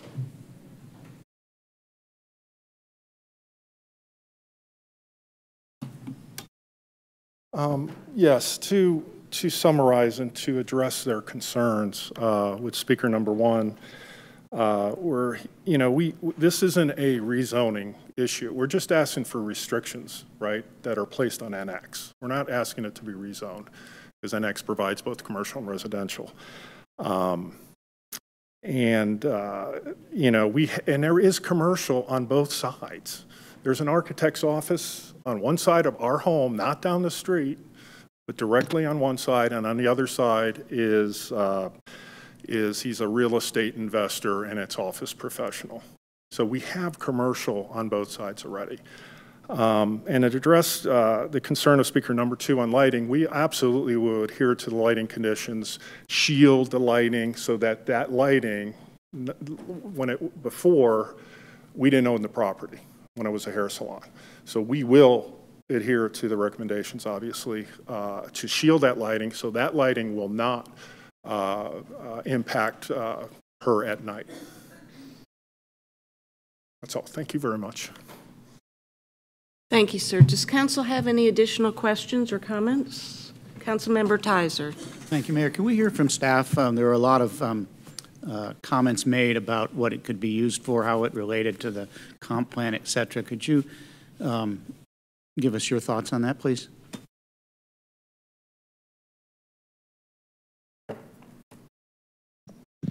So the property was rezoned in 1999 at that point in time from residential to commercial, which was C2. The current comprehensive plan, which the update was done in 2015, does indicate suburban residential for this area. However, the property was already rezoned prior to that. So the property, it is not a rezoning, it is a change in conditions. Should somebody want to come back in and build a house there, that is that option. They could do that. Because of the conditional use that was put on the property back in 2015, 2016, when that was approved, which allowed single family at that point in time. Because under the NX zoning, single family residential is a conditional use request. So that's, that approval was given to them. Yes, the comp plan does call for suburban residential, but because the property was already zoned in 1999, then technically, as stated, this is not a rezoning request. Also, regarding uses, so under the NX zoning classification, as you saw from staff, staff has limited the uses to what was there prior, the hair salon, the office, and indicating the fabric shop. Should you choose to approve, limit everything if you choose to do so. Regarding the request related to the offices on either side and bundling them or choosing to build one huge office, you can indicate approval to the site plan only of with a building of 1,368 square feet, which we've listed in our condition number 1, which would only allow them to use the current existing building, which would not allow somebody to tear that building down and then decide to buy the other 2 properties and build one large office building on those locations. Does that answer your question? You're welcome. Additional question from council? Yes, Councilmember Grower. I wanted to get clarification. The second speaker mentioned a rezoning to residential 2 years ago. What was that about? It was not a rezoning, it was a conditional use request. So currently the property was zoned C2 and then changed when the Unified Development Code went through in 2014 to NX. Under our neighborhood mixed use zoning, single family residential is a conditional use request. So they did not rezone the property, but they got a conditional use approval to allow for single family at this location. Got it. Thank you. Yes, Councilmember Wilsey. Jackie, thank you very much. And I just one other question. What are our typical practices on privacy fences? Like, when do we ask for those to be built, and what are the height? The height for fences in the rear yard and side yard is 8 feet, and a request for that at such a time like this is something that we would request by staff, or as Planning Commission requested. That is something that can be made a condition of zoning, and there's no reason why an 8-foot fence couldn't be placed in the rear portion of this property to help shield the parking area. Can we specify materials, or is that something that we have a list of? This is zoned commercial, so any changes to the exterior of the property, the fence and everything, would be required to go to the Design Review Board for approval. So if the fence is added as a condition, they would have to get the approval by the Design Review Board. Thank you. Councilmember Palermo. So first off, I want to give staff some credit. I think staff did a good job of really making sure themselves to really limit by only adding really fabric shop, having those three different uses. I think definitely an 8-foot privacy fence would be important, as well as limiting the hours of operation. So from those standpoints, I want to definitely give staff credit. I'd say there's the part of me where I think a fabric shop is, I think, a great use, and I think I would love to see in Roswell. So it's something that I think could be very, very beneficial to the community. And so there's definitely the part of me that's just, very excited for that very cool use that I think would fit in very well. And at the same time, the more I look about it, see some good points, and I do have some concerns with it being within truly the suburban residential area. And I gotta say I'm a little hesitant because, again, I think it's a great use, but then really the question comes down to, is this is this the best is this the really the right location, or is this a location where there's very clear reason why it was so narrow limited to what the use was. So I just want to bring up to the council. Those are kind of some concerns and hesitations I have. Additional questions, comments from council? Councilmember Judy? I would like to tie this to the site plan if we do go down the road of this house based upon the houses around it being offices, and so I'd like to do that. Councilmember Wilsey? Yes, I just wanted to say I agree with Councilmember Judy's with tying it specifically to the site plan, and I would also support the additional uses tied to the site plan in the existing structure. Also, we all had a chance to see the quilt show over at Bullock Hall, and I had a chance to talk with some of the quilters about the fabrics and the companies that represent fabrics specifically for quilting. And I think this is just a great creative small business that really fits into Roswell. I understand that, further down the road, this may be an area that's redeveloped, but I do think it's a very creative building and use of the space. So. Additional questions or comments from council? Do we have a motion? So I don't think I can vote in support of this motion, but I will make a motion for this council. So I'm going to motion to approve with staff's conditions 1 through 3 as is, and then item number 4, changing the hours of operation to be from 8 a.m. through 10 p.m. So that'll be my motion to approve. There's a motion by Councilmember Palermo. Do I have a second? Yes. You're not tying this to the site plan? This would be tied to the site plan. No, so like all the uses. Because right now, just the as it's written right now, just the fabric shop is tied to the site plan. So you need to make sure the office and the other is tied to the Councilmember Judy, if you not speak directly to Councilmember Palermo, I would appreciate it. Is that correct? Right now, it's just That is tied. correct. What you need to indicate is the office, hair salon, and fabric shop need to be tied to the 1,368 square feet or to the site plan. Thank you. And that would be a fifth condition I would add. Councilmember Palermo, you were not recognized. Okay, so would you like to restate your motion? What I would have is motion to approve with staff's recommendations 1 through 3 as written. Staff recommendation number 4, changing the hours from 8 a.m. through 10 p.m. And I would add a 5th condition, which would be all 3 possible uses would be tied to the existing site plan. We have a motion by Councilmember Palermo. Is there a second? Actually, another clarification? Just for clarification, the uses, are you including the additional uses as requested by the applicant? I am not. I'm doing the 3 as recommended by staff. Would you consider adding those? Councilmember Wilsey? Excuse me, Mayor. Yes, do you think would Councilmember Palermo consider adding those 2 uses? Councilmember Palermo. Councilmember Palermo would not consider adding those 2 uses. We've got a motion. Do we have a second? Second. Second by Councilmember Judy. All those in favor, please raise your hands. And we've got Councilmember Tizer and Councilmember Judy and Councilmember Wilsey supporting, and those opposed, Councilmember Grower and Councilmember Palermo. It carries.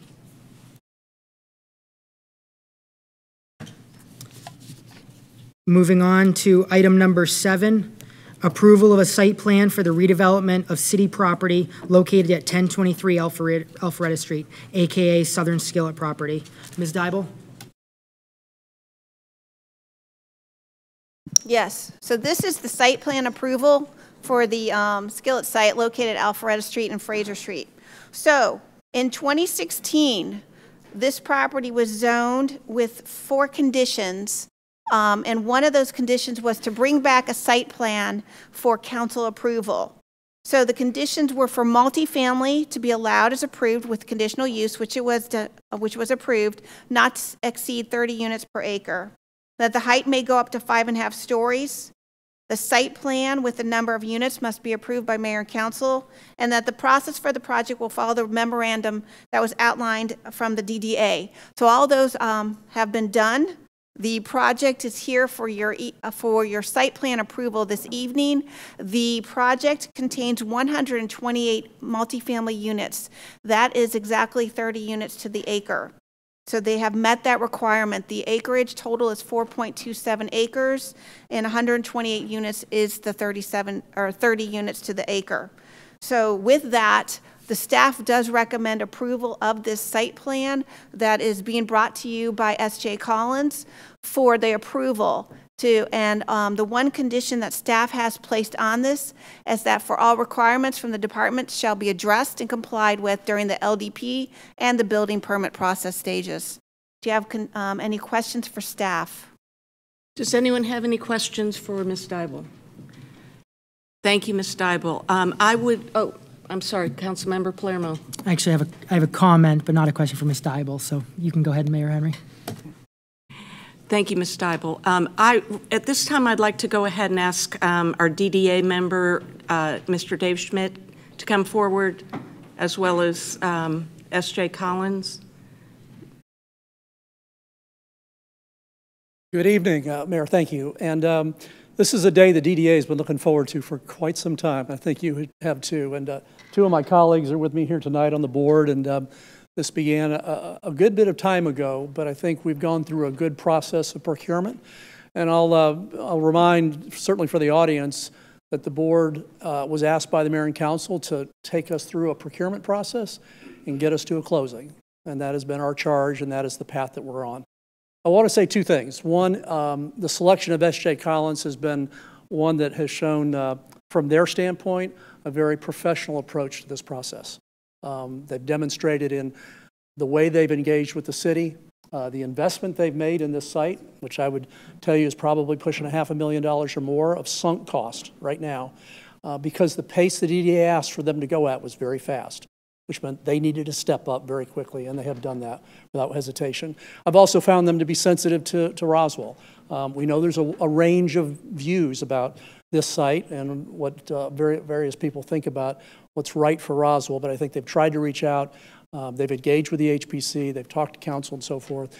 It's been an important part of the process, and they value what they're seeing as a developer and the reputation they have. That's important to them. They found a good way to connect with the community. Finally, I do want to say, too, this is a difficult site on a lot of fronts. And if I can just say from the Community Development Department, Lenore, Jackie, Alice has been in that group as well, trying to sort through some of the myriad of challenges with UDC and this, say, being a first-time application of something that's fairly complex. But mostly, the few days after we signed the contract, we were right in their office and they helped us guide through the process. That was an important piece.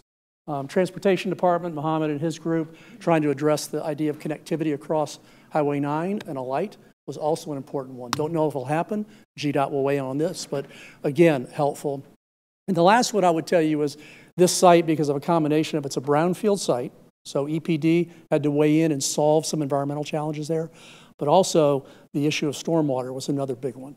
And Dan Skalski and his group out of Public Works were creative and thought about ways to make it happen. And I would just want to reinforce to you, for development on these kinds of sites in Roswell, and they're all over the place, they require creative looks at things and to try and solve problems that don't happen in just a greenfield situation. Very unique.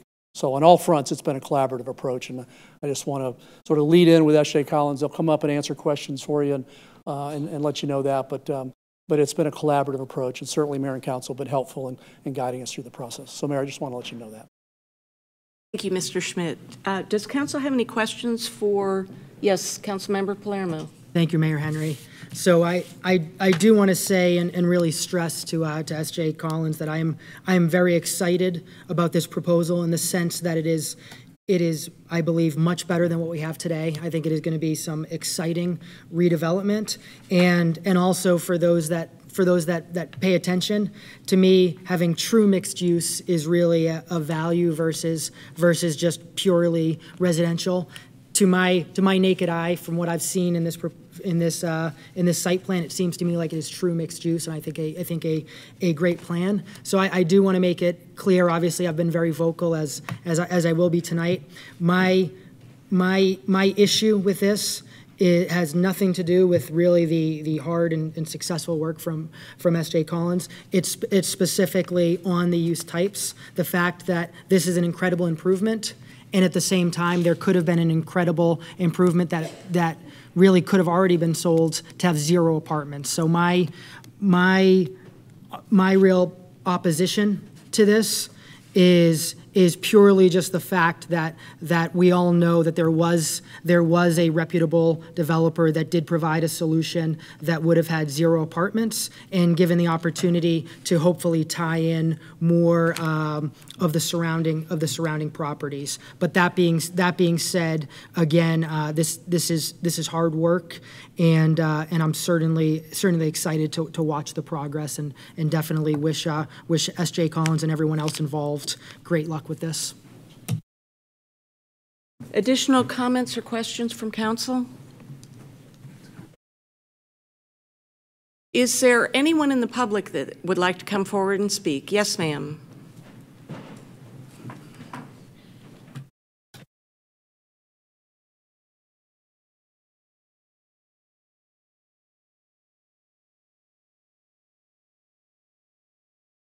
Janet Russell, longtime resident of Roswell. First of all, I think we're all excited to see that property get fixed up. It's been a blight since I moved here 46 years ago. No one thinks it's pretty. That said, I think the apartments are a bit much. It could have been a little bit better because they're not going to be affordable for anybody that currently lives around them, except, no.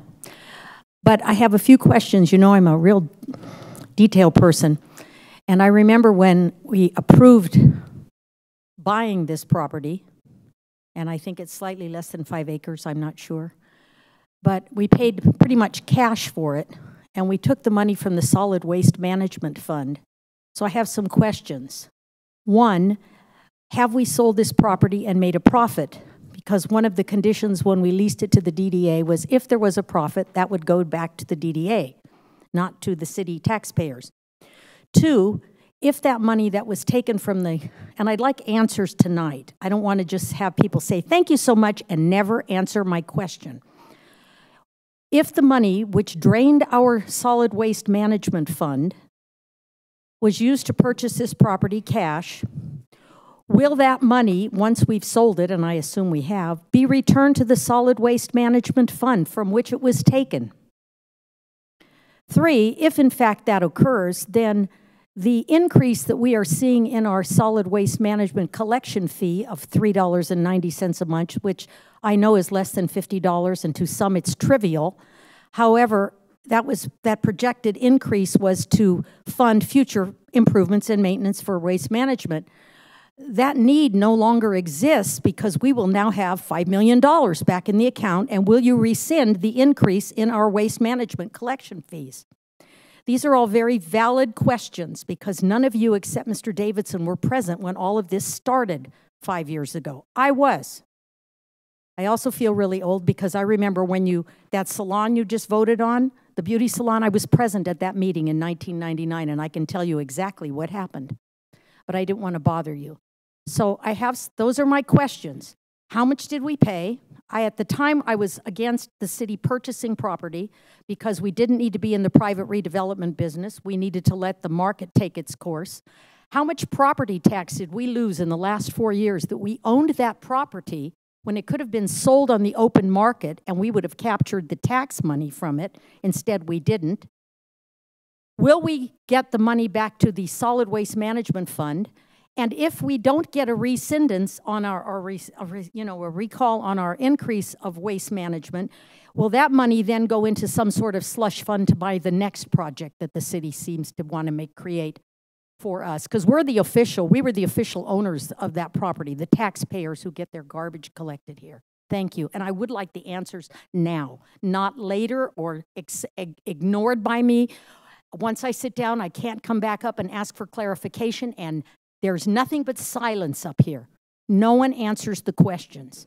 And then everybody forgets about them. And then you can't ask, what did you mean by that? There's never an area that you can come back up and say, no, that is incorrect. So I would like to hear the answers tonight, because $5 million isn't chump change, and we overpaid for that property, which is what I said 5 years ago when we bought it. We have overpaid for the property, and we will be held hostage by any developer who comes in and buys the property, of course seeking a profit, and they will have to do this to make a profit. And sure enough, my prediction came true. Thank you. We will answer your questions, and I'd like Mr. Skalski and Mr. Luckett to come forward, please, and address those 3 questions.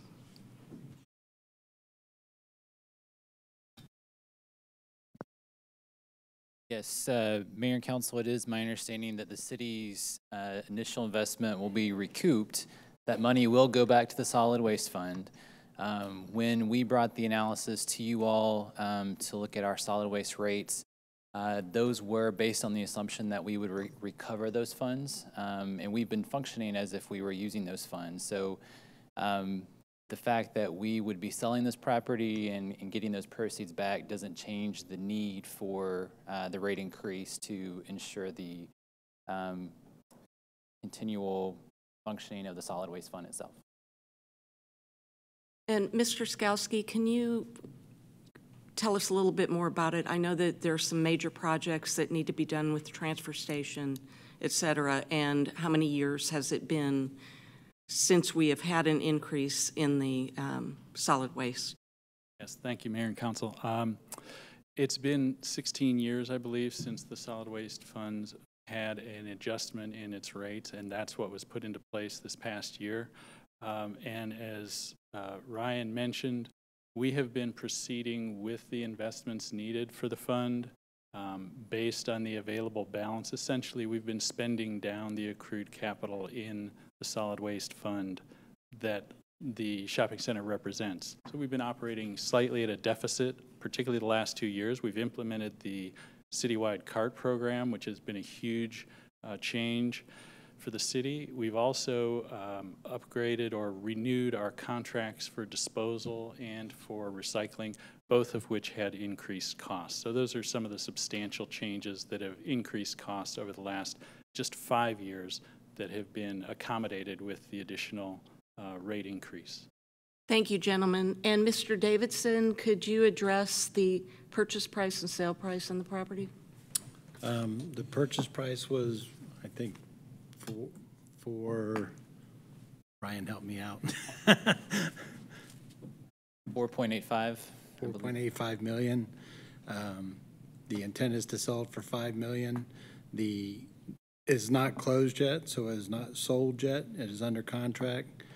There is very large down payment on this property at this time, so everybody is motivated to get this done at this time. Thank you, gentlemen. Is there anyone else in the public that would like to come forward and speak?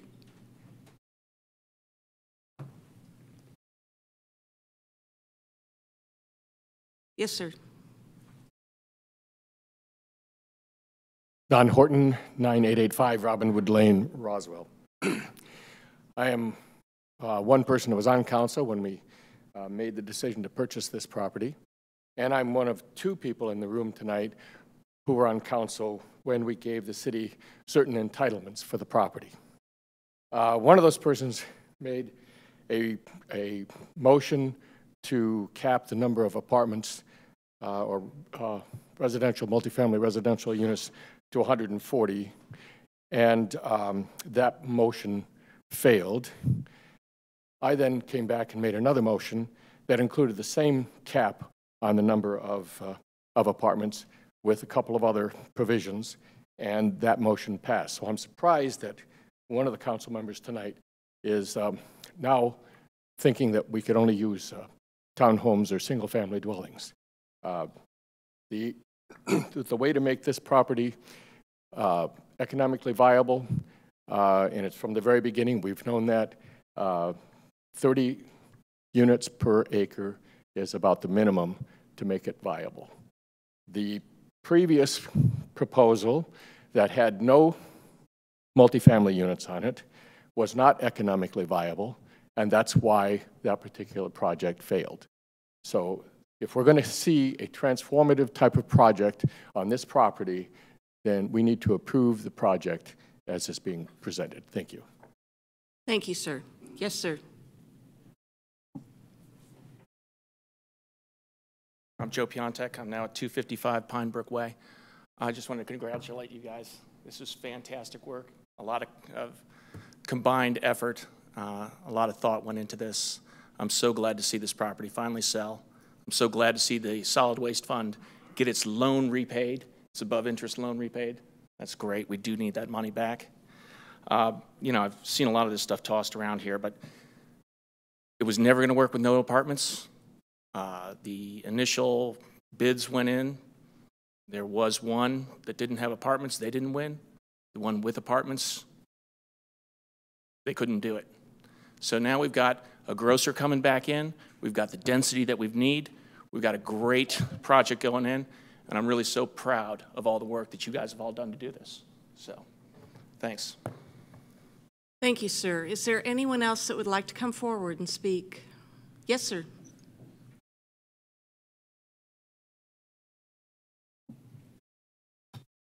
I'm Rob Stefan. I live at 255 Thistlewood Lane. Didn't come to the meeting to actually talk about this, but actually I'm going to chastise, I think, the council. On my calculator, we got a 3% return for 4 years investment, and that's paying the interest back to the Solid Waste Fund. That's pretty poor financial management.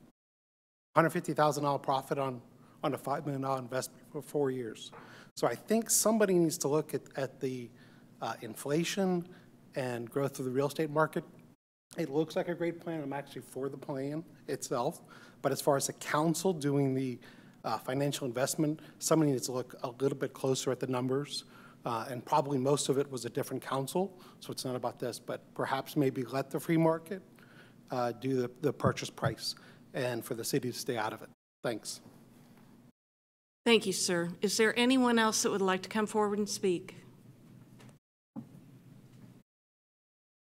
Seeing no one come forward, are there any closing remarks that the DDA or the applicant, S.J. Collins, would like to make? It's completely up to you. Okay, they're good. So do we have, yes, Councilmember Palermo. Excellent. I want to address a couple of things. And so first off, actually some great financial details to point out. I'll actually give even some clarification. It's actually worse than you just said, because in reality, even that technical profit doesn't come back to the taxpayers. It won't pay for any of your parks or anything else. It goes to the DDA, which has administrative costs and other aspects. So it's not coming back to taxpayers. You're also the fact that that interest that we had lost was actually, especially with rising interest rates, was relevant with our sinking garbage costs. But nonetheless, I think it actually is important redevelopment. So again, what I want to address has nothing to do with the winning proposal. I wish them nothing but success. I think it's exciting. Frankly, I'd be here extremely supportive if it wasn't for the fact that A, it's a taxpayer-owned property, and B, the fact that despite some misinformation that I want to clarify now, there was a viable, very effective developer with a very strong reputation that absolutely is able to do it with 0 apartments. And so granted, the former council member that got up here, he implied that I only support or I only feel there should be single family homes or townhomes. except I feel what that's missing is the fact there's actually hundreds of apartments right next to this property. So I want to call that out. But more importantly, I want to call out, it mentioned there was one that had 0 apartments and it failed. That is actually not the case. Again, what happened was the second speaker that got up was a little more accurate in the sense that it said there were 4 finalists. One did not have apartments. They were not selected. That is absolutely a fact. But for anybody to imply that they were not economic viable, here's the facts. They had the ability, and in their proposal, they could close quicker. They had the ability and could prove they could redevelop quicker. And that big grocer, they were the ones, because they are the largest developer of grocers in the Southeast.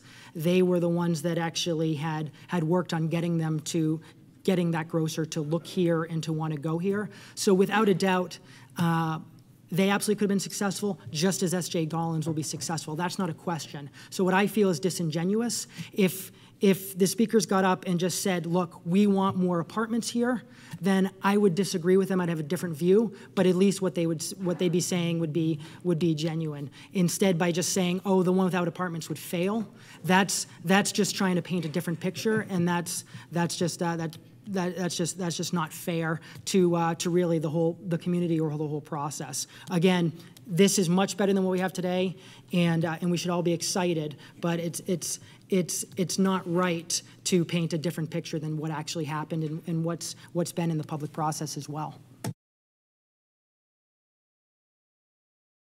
Is there anyone else that would like to make a comment? Do I have a motion?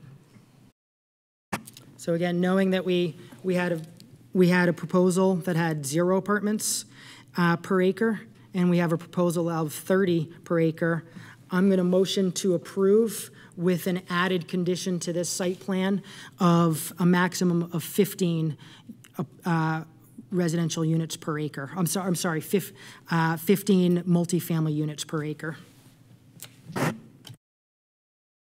We've got a motion. Do we have a second? The motion dies for lack of second. Do I have another motion? Councilmember Tizer. Yeah, thank you, Mayor. It's time. It's time to move forward. It's time that we recognize the work that S.J. Collins has done, and it's time that we accept what I heard was truly a multi-use development. We have, I think, 70,000 square feet of office. We have somewhere around 30,000 square feet of retail. We have a parking deck. These are all things that we've all wanted. And with that, I motion that we approve. Motion to approve by Councilmember Tizer. Do I have a second? Second. Second by Councilmember Grower. Did you have a question, Councilmember Wilsey? No, just another comment that I think we all, all the proposals were evaluated very carefully for a lot of reasons, and their financial viability being one of them. And I think that ultimately a decision was made to go with this proposal, and I would support the approval of the site plan. Well, and I would also like to make the comment that I'm very pleased with S.J. Collins, and welcome to Roswell. I realize that this doesn't sound like much of a welcome, but we do welcome you to Roswell, and we do support the work you're doing. I think that from what you've demonstrated, you are clearly partners that we want to have here in the city of Roswell. And please always know City Hall is always open to you. If there's any way we can help you, please call on us. Yes, Councilmember Judy. Since everybody else said something, I'd just like to thank you for taking a leap of faith with us, doing business in Roswell, bringing a quality project, and working with the folks here in this building. They're great staff that helps us every day get the best projects possible. Thank you. Additional comments from council? We've got a motion and a second. All those in favor, please raise your hands. It is Grower, Tizer, Wilsey, and Judy. All those opposed? Councilmember Palermo. It carries. Thank you.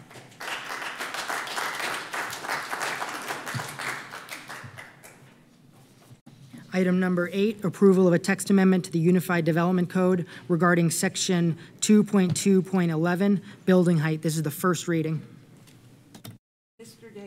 Mr. Davidson. Thank you, Mayor. This is an ordinance to amend the Unified Development Code by modifying section 2.2.11, building height. Now therefore, the Mayor and Council of the City of Roswell, Georgia, pursuant to their authority, do hereby amend the Unified Development Code, the text of which is incorporated herein by reference, and if approved, this will be the first reading. So the text amendment is for building height. So what we've looked at here in this section, we have currently under letters C and letters E. This talks about where lot slopes downward and what we're adding in the basement portion, which is under E. So what we're looking to do is to change that and indicate in red the new language. So where a lot slopes downward from the front property line, one story that is additional to the specified maximum number of stories may be built on the lower rear portion of the lot, as long as a minimum of 50% of this floor is below the street grade and a basement with 50% or more of its perimeter wall area surrounded by the natural grade is not considered a story. So we're looking to add that language to letter C.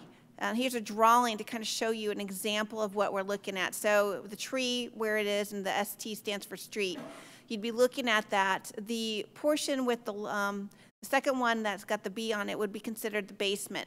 The level right above it would not actually meet that requirement because it's not 50%. So we'd be looking at adding that in there to show this, the lower level would be considered an extra story.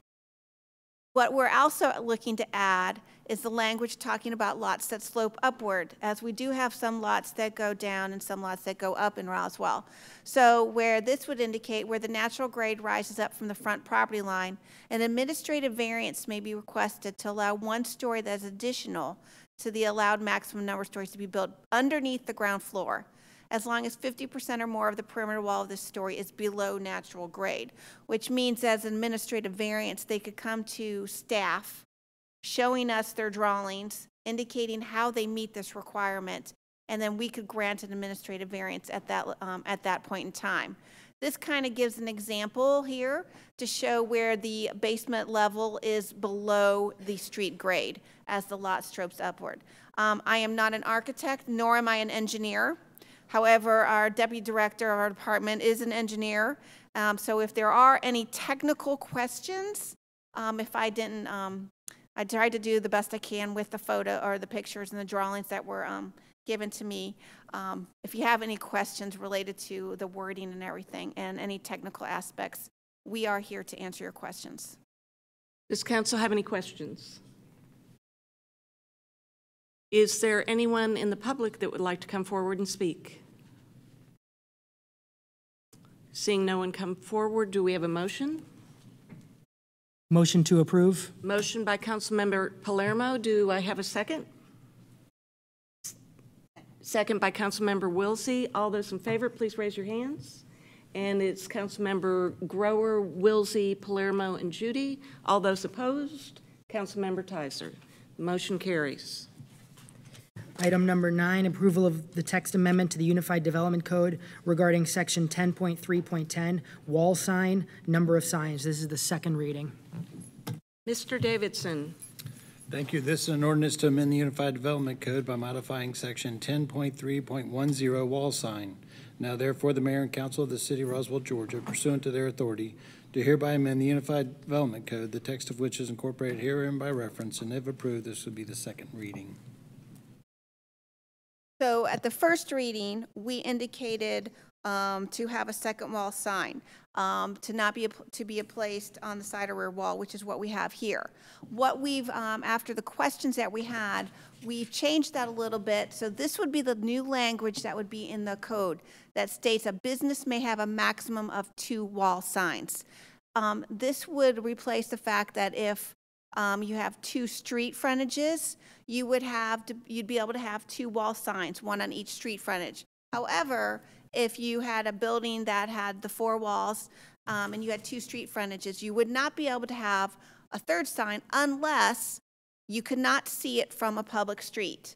Those signs do not require a permit. We do have some businesses in the city that you can't see from the public street, so they are not required to have a permit. So it is possible a business could have a third wall sign. Does council have any questions? Is there anyone in the public that would like to come forward and speak? Do I have a motion? Motion to approve with staff's update. Motion to approve by Councilmember Palermo. Do I have a second? Second. Second by Councilmember Tizer. All those in favor, please raise your hands, and it passes unanimously.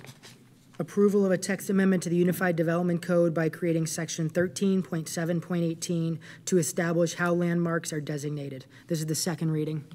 Mr. Davidson. Thank you. This is an ordinance to amend the Unified Development Code by creating section 13.7.18 regarding the process for designating a landmark. Now therefore, the mayor and council of the city of Roswell, Georgia, pursuant to their authority, do hereby amend the Unified Development Code, the text of which is incorporated herein by reference, and if approved, this will be the second reading. So this is the section in the code that we're adding related to landmark that's required by the state. And it was reviewed by the state in the fall, so, and they are aware that this is coming down. We sent the last two that you just adopted and approved to them a couple weeks ago. We informed them that our landmark ordinance was ready to go as of April 9th. So nothing has changed from the first reading. We've indicated all the requirements, the designation, the outstanding example, the natural or aesthetic interest. We also have indicated the requirements required in the description, the list of owners, the written explanation as to what the historical significance of the landmark would be, and documentation that's required, and a recent survey. So staff recommends approval of the second reading. Thank you, Ms. Steibel. Does council have any questions? Is there anyone in the public that would like to come forward and speak? Do I have a motion? Motion to approve. Motion to approve by Councilmember Palermo. Do I have a second? Second. Second by Councilmember Grower. All those in favor, please raise your hands, and it passes unanimously. Item number 11, approval of the initiation of a text amendment to the Unified Development Code, section 12.1, tree protection. Thank you. Lenore Bromberg here tonight. Hope you guys are doing well. This is initiation of a text amendment for Article 12.1 of UDC for tree protection. Just as a summary, the applicability of this section is for any activity that requires a development permit. A part of that package that's required to be submitted to the city is tree protection survey and plan.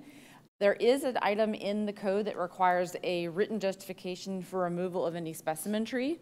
This text amendment is to clarify when that information is to be provided, because there are some questions that are raised by staff and applicants because of its placement in the section the way it is. So the requirements of 12.1 would apply to any activity that requires a review under Article 13. I will review those items with you in the next slide, as well as the written justification for the removal of the specimen tree must be submitted at the time that the tree survey and the plan are submitted, when the first activity is submitted to the city. So those activities include those that are on your screen in front of you. If it's a rezoning, conditional use permit, concurrent variance, if it comes in for a subdivision plat, design review board, the historic review through the HPC, land disturbance permit, and either administrative or a regular variance. So whatever application comes in first is the first time that they would be required to submit that information to us, rather than waiting until they get to the land disturbance permit. One of the things that I've added some additional information on this slide for you following the questions that were raised at committee, the calculation for the penalty for removing a specimen tree without a permit. One of the ways that they can provide that information to us is to provide a tree survey that documents the sizes of the trees that were removed. If there's not a survey, then we would be measuring the remaining tree stumps if there are any present. If there's not any present, then we're going to presume an average of a 20-inch tree, which would be 6 density units per tree, has been removed. And then if there's no arborist report that's available to us to actually testify to the condition of the trees out there, we're going to assume that they are in fair or better condition, which means that they would be considered specimen. With regards to the fee, this slide will present to you some information based on the different sizes, just a variety of them, to kind of demonstrate the ranges that we're talking about. Currently, if you were to remove a specimen tree, It's a $500 per density unit fee that you would pay into the tree fund in order to remove that tree. So if you look, a 3-inch tree is 1 inch, so it'd be $500 for your permit. If you did not have a permit and we caught you removing a 3-inch tree, it's not actually specimen, but let's assume it would be, then it'd be $1,000. So what we have chosen to do is get something that's kind of in the middle for 2 reasons. The first is that the minimum specimen tree size for a hardwood is 20 inches. We do have some understory and some larger trees for our pine specimen that are much larger sizes, so we certainly could have some flexibility in that number. But in looking at these different ranges, we felt the 20 inches or 6 density units was a good starting point for us to look at having a number to base our fees on when somebody removes trees without permits. And again, this is specific to specimen trees is what these fees would be associated with. The other item that is being done is some correction of text placement. There are some paragraphs at the very end regarding non-specimen trees that actually show up in the next section as opposed to where it's supposed to, and this is just a correction for that. I'd be happy to answer any questions you may have. Does council have any questions? Yes, Councilmember Tizer. Thank you, Mayor. Ms. Bromberg, I had a citizen ask me today, if a tree falls on his house and it's a specimen tree, can he remove it without an arborist? Yes, that is correct. We would probably still require an application because the tree is down, but it is not going to have any fees associated with it. Thank you. Additional questions from council? Is there anyone in the public that would like to come forward and speak? Seeing no one come forward, do we have a motion? Motion to approve. Motion to approve by Councilmember Palermo. Do I have a second? Second. Second by Councilmember Grower. All those in favor, please raise your hands. And it passes unanimously. Thank you. At this time, we're just going to take a 10-minute break. 10 minutes.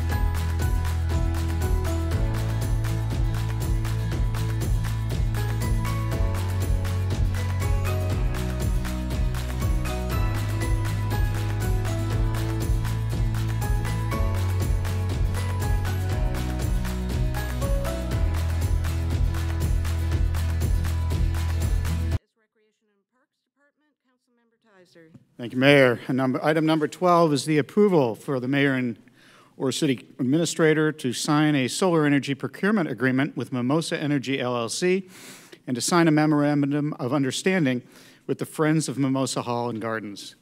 Mr. Weatherman. Thank you, Mr. Tizer. This item has been a project that we've been working on for some time as it relates to Mimosa Hall. Just once again, as I go through a couple of the slides, Mimosa Hall is located in our historic district right next door to Bullock Hall, just down the street from the Roswell Town Square. Property was acquired by the city and is intended to be operated as part of our historic assets. A couple of photos just of the outside and the inside of the building itself. Some ongoing work that we've been doing, and I know that we've gone over this a couple of times in the last few months, so I won't go through each of the bullet points other than to say that we're continuing to be on pace to open up the gardens of Mimosa Hall on April 22nd, so this month in just a couple of weeks. We're really excited to be able to open up the gardens. These will be available to the community on a rental basis, a reserve basis, and in coordination with our garden club who's photoed here. We've had a number of great volunteer days and work hours that have been going on out there to prepare the grounds for their opening, and they've just been doing a wonderful job of doing that.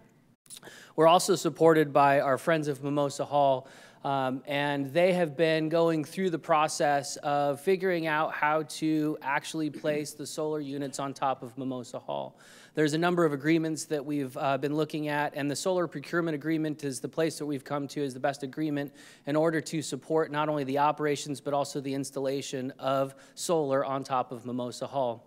From when you saw this last at committee, we have made one change to the procurement agreement, and that is fixing the Mimosa Energy LLC name. There was originally in the agreements a Mimosa Energy Partners LLC. The Partners has since been dropped, and we have made the agreement consistent with the LLC and the formation of that LLC for the name. Again, the contract provides for a 20-year term with optional 5-year renewal, and will also give Mimosa Energy the opportunity, again, the Mimosa Energy Partners has been changed, but it will give them the opportunity to sell, should state law give them the authority to sell those credits. Those credits will then be reinvested back into Mimosa Hall and Gardens for the rehab of the facility itself or the gardens itself. We also do have members from Friends here. Just want to acknowledge them. They're kind of in my third row back over here. Scott and Don, Susan, and Kelly is also here. They've been a great partner of the city as we've been navigating not only the agreements but also getting the funding and portion of the funding set up for this, as well as the supplies and the contractors in place. With that, I will answer any questions, and if it gets outside of my wheelhouse, I may invite Scott or some of the others from Friends to come up and answer those as well. Does the council have any questions? Councilmember Palermo. I just want to say and really give staff, the Friends of Mimosa Hall, and so many credit for this. When this was in committee, Kelly was presenting to us, and I said what I really wanted to see and was excited for is when this really gets out, when we get to really show off what an exciting thing we have. And sure enough, I've had multiple friends, multiple neighbors showing the article, and I just can't wait to see this all to fruition. It's a lot of hard work that a lot of people don't realize, and just thank you to all of you that are so close to it. Additional comments or questions from council? Is there anyone in the public that would like to come forward and speak? Seeing no one come forward, do we have a motion? Yes, I'd like to also thank the Friends for all their work, and you guys know I'd be remiss if I didn't add, and don't stop raising money now. So with that, I motion for approval. Move for approval, sorry. A motion to approve by Councilmember Tizer. Do I have a second? Second. Whoa. Fifth. I think that was a unanimous second. All those in favor, please raise your hands. And it passes unanimously. And I would like to thank staff as well as Friends of Mimosa. You all have done a great job. Thank you. Item number 13. Approval for the mayor and or city administrator to sign a design contract with Millard Inc., architects for the Physical Activity Center, PAC expansion project in an amount not to exceed $61,500. And Mr. Leatherman, is one of the things, if you will, when you're talking about this, if you could explain where that money comes from. You bet.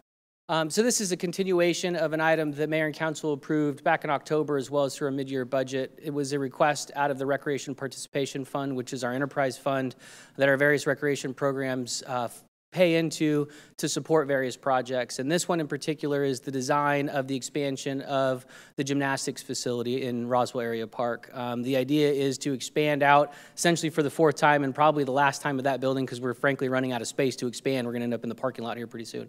And so this is the contract to do that expansion. It is fully funded through the Recreation Participation Fund. This is the execution of the contract itself for the design. Once that design is complete, the intent is to fund the construction of that facility also out of the Recreation Participation Fund, as well as donations that our gymnastics program and our gymnastics booster clubs are currently working on right now. Does council have any questions for Mr. Leatherman? Is there anyone in the public that would like to speak? Do I have a motion? Motion to approve. Motion to approve by Councilmember Tizer. Do I have a second? Second. Second by Councilmember Judy. All of those in favor, please raise your hands, and it passes unanimously. The next item on the agenda is under the City Attorney's report. So, Mr. Davidson, would you please present this? Thank you, Mayor. The first item on my agenda is a public hearing to consider whether to revoke or suspend an alcohol license for Cancun Bar and Grill, LLC, licensee Fannery Jaramillo, located at 10479 Alpharetta Street, number 19, Roswell, Georgia. Mr. Holsey will present. Good evening, Mayor and Council. I'm happy to report that in both of these cases tonight, the licensees have been very cooperative. They have worked with Lieutenant Kaplan and me in trying to stipulate these things and to correct the problems and to work out what we think will be equitable things. We'll leave it up to you on Cancun about the amount, but Attorney Jerry Wood and I have stipulated that Cancun is stipulating that service is property, that they are conceding the offense, although they're not conceding the intent. It was a server who made the mistake. To protect against further incidents, Cancun agrees to have an employee check identification, governmental issued picture ID containing birth date to ensure that all customers entering Cancun who wish to purchase alcohol are aged 21 years or more. And each person who is of age admitted to Cancun pursuant to the procedure outlined in 3 above shall wear a wristband of a distinctive color to indicate to servers that the person's age has been verified and that the person is of age to drink alcohol. Wristbands shall be constructed to fit tightly to the wrist to prevent removal. If a server or bartender has any doubts about the customer, the server or bartender will request ID again and verify the customer's age. Finally, Cancun agrees to strictly enforce the provisions of Roswell Code of Ordinances, Section 3.5.7, Prohibited Acts Sexual Display, to include the prohibition of lap dances. I talked with Lieutenant Kaplan this morning, and in discussing the case, Lieutenant Kaplan and I have met with the licensee, the owner, on a couple of occasions, and they are, I think, earnest people. I think they're trying to do right in a place that has a bad reputation and it needs to be corrected. They made a mistake here. They went and hired Jerry and got him involved with this, and he's come up with a policy that he will present to you. And what I would recommend to council is a suspension rather than a revocation, because if we have a revocation, then there's going to be another licensee, and then we go through this all again with somebody new. I would rather have a suspension from this council because that gives us more control, and I'm always seeking compliance rather than punishment, and I think that this will get us where I think council wants to go. So I will step back and let Jerry talk to you and suggest what suspension he thinks would be appropriate, and then if need be, I'll speak again, but that's what I would like as a suspension of some period. I would remind council that we did suspend them last November for a period of 60 days with an additional 27 days before they got their license. This came up when they had just gotten a license and they were changing the licensee. So because of the timing of the end of the suspension, they had to wait until February to be able to go before the board to get a license.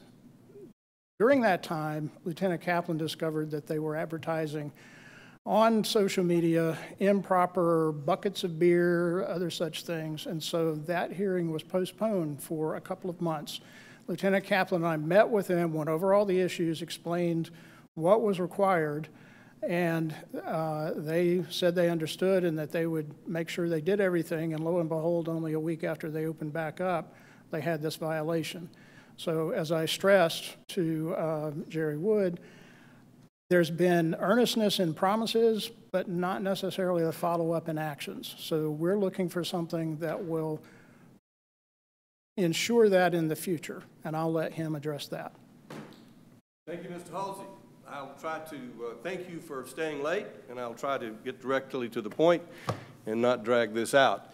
I'd like to approach the dais and give you a copy of the Cancun Bar and Grill Operating Rules and Alcoholic Beverages, which they have adopted, which we will hope will provide them a checklist to make sure they stay in compliance.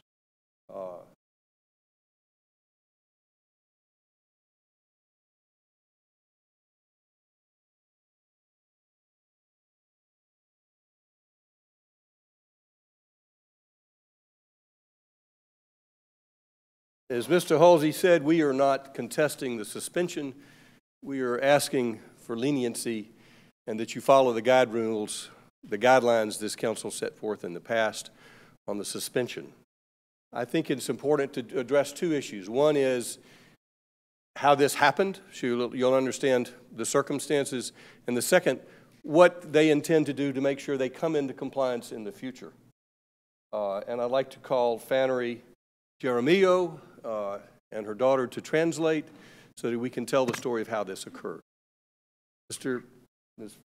Fannery Jaramillo, would you tell the council your full name? My name is Fannery Jaramillo. Are you the licensee at Cancun? Yes, sir.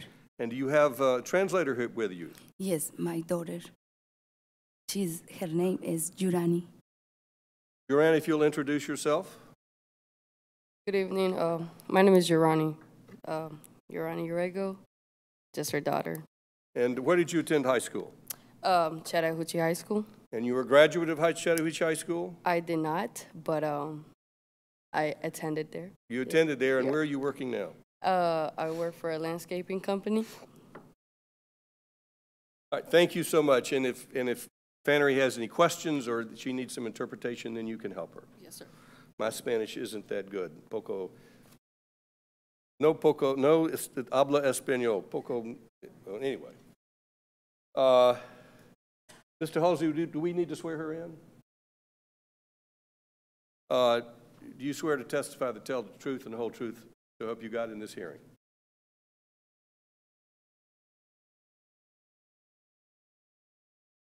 Tell us, where are you from? I'm from Colombia, South America.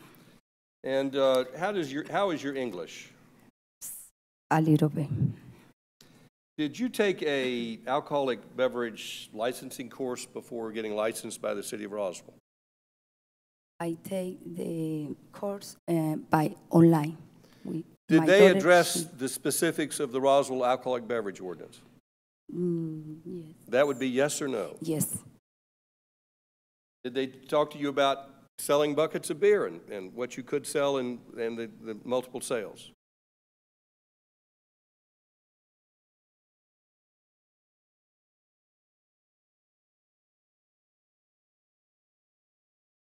No, no. So they didn't go into the specifics of the Roswell ordinance. They just covered the state law.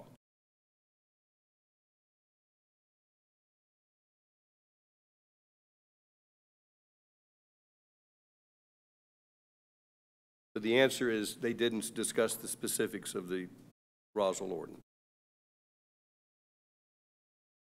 No, no, specifically. Were you issued a license by the city of Roswell on March 7th, 2019? For the Cancun Bar and Grill? If you don't need a translator, just answer the question. Okay. Yes, and just have her translate if you need it. Okay. And the question was, were you issued a license on March 7th, 2019 by the City of Roswell to be the licensee for the Cancun Bar and Grill? You need to answer yes or no. Yes.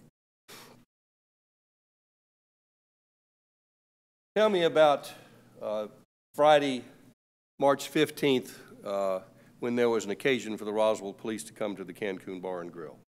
Who were the employees working that day? Okay. Liliana Carvajal. And what was her responsibilities? Bartender. And was she also waiting tables? Yes. And Laura Perez.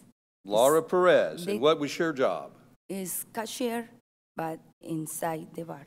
She was working as a cashier behind the bar. Behind the bar. She was not waiting tables. No. Were you waiting tables that night? Yes.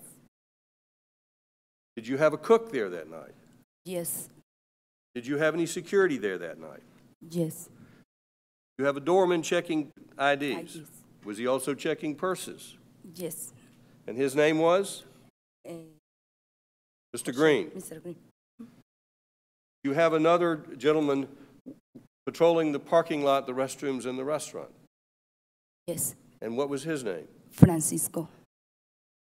Was that a busy night, Friday night, on the 15th? No. What's your busy night? It's Saturday night. Did you keep an eye on Laura working the cashier? Yes. Was she waiting tables that night? No. Did you see her serving any persons under 21 years of age? No. Did she know it was improper if she was serving people to not serve them, if they were under 21? Ella sabía que era impropio. Sí, ella sabía. If you would tell the council. I'm sorry, I say in Spanish. Yes, but she knows.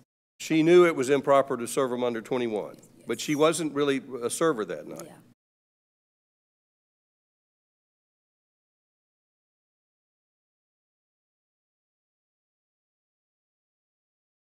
Did you notice some policemen entering the restaurant, Roswell policemen entering the restaurant that night?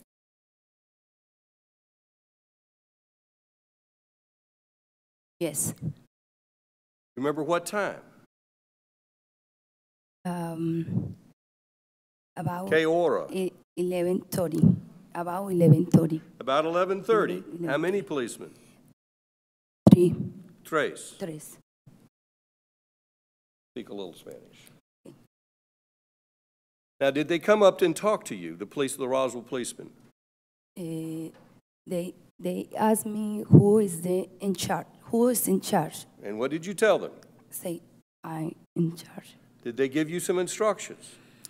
They say, he told me go outside. Did you follow his instructions and go outside? Yes.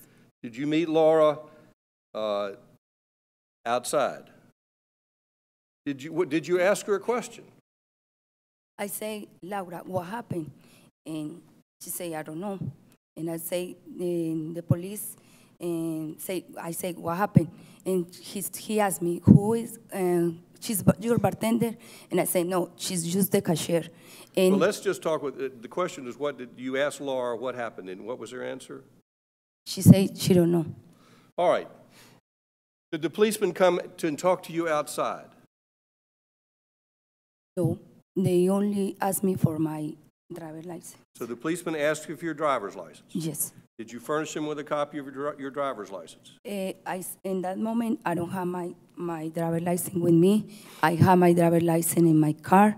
I parked my car behind the bar, and he walked with me for my driver's license. All right. Did he take down your tag number?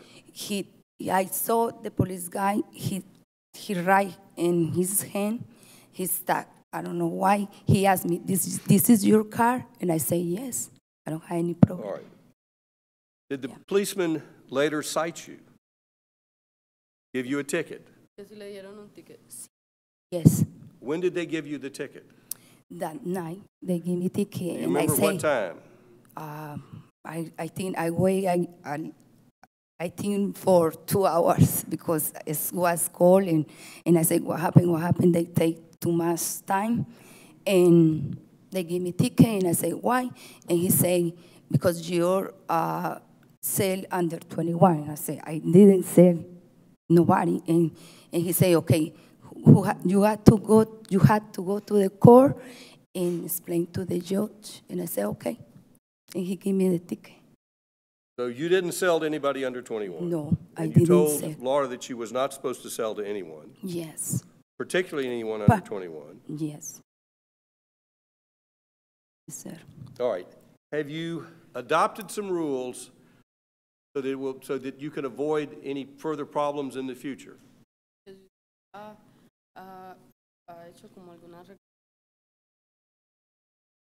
Yes, sir. Do you have a copy of those rules with you? Yes, sir. And if you'll read the title of these, what's the title? Okay, Cancun Bar and Grill Operating Rules and Alcoholic Beverage Policy. And there are two sets of rules. There are server rules and company rules. Yes, sir. And the server rules, who do they apply to?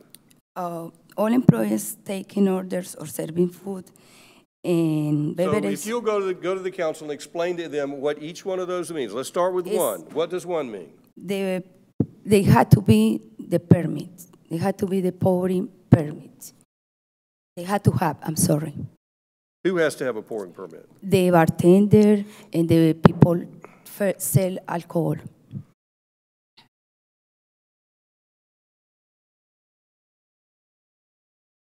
Are they to notify you if their licenses are suspended?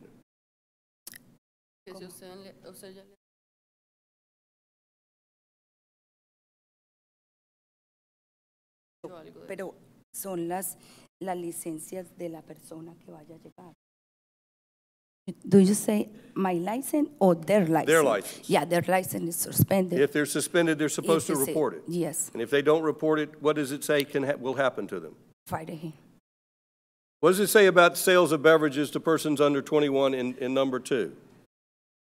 Okay. No, sir, under 21 age. And if they violate that rule, what happens? I fire her. What does it talk about in number 3, verification of age? Okay, they had to be government ID with picture and the age and military ID or ID Georgia or no birth certificate or... So would a birth certificate be sufficient? No. Would a if they do that, ticket be sufficient? No.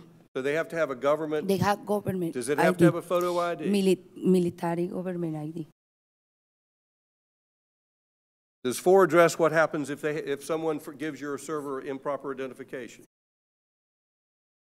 I tell the server, I had to, okay. Este es cuál, del que tengo, lo entrega falso. Yo tengo que tenerlo, no me da una, pero yo no puedo decirlo en inglés. Ok, dígale que yo voy a tener la licencia falsa o algo, alguna violación que haga. Y si estás muy sospechoso, hay que llamar a la policía. Oh, okay. Well, can you explain what happens if they give improper identification? Okay, I had to call the police, and I don't ask for the second driver license or ID. I just handle it and call the police. You can either call the police or what's the other option? Stop serving. Stop serving, yes.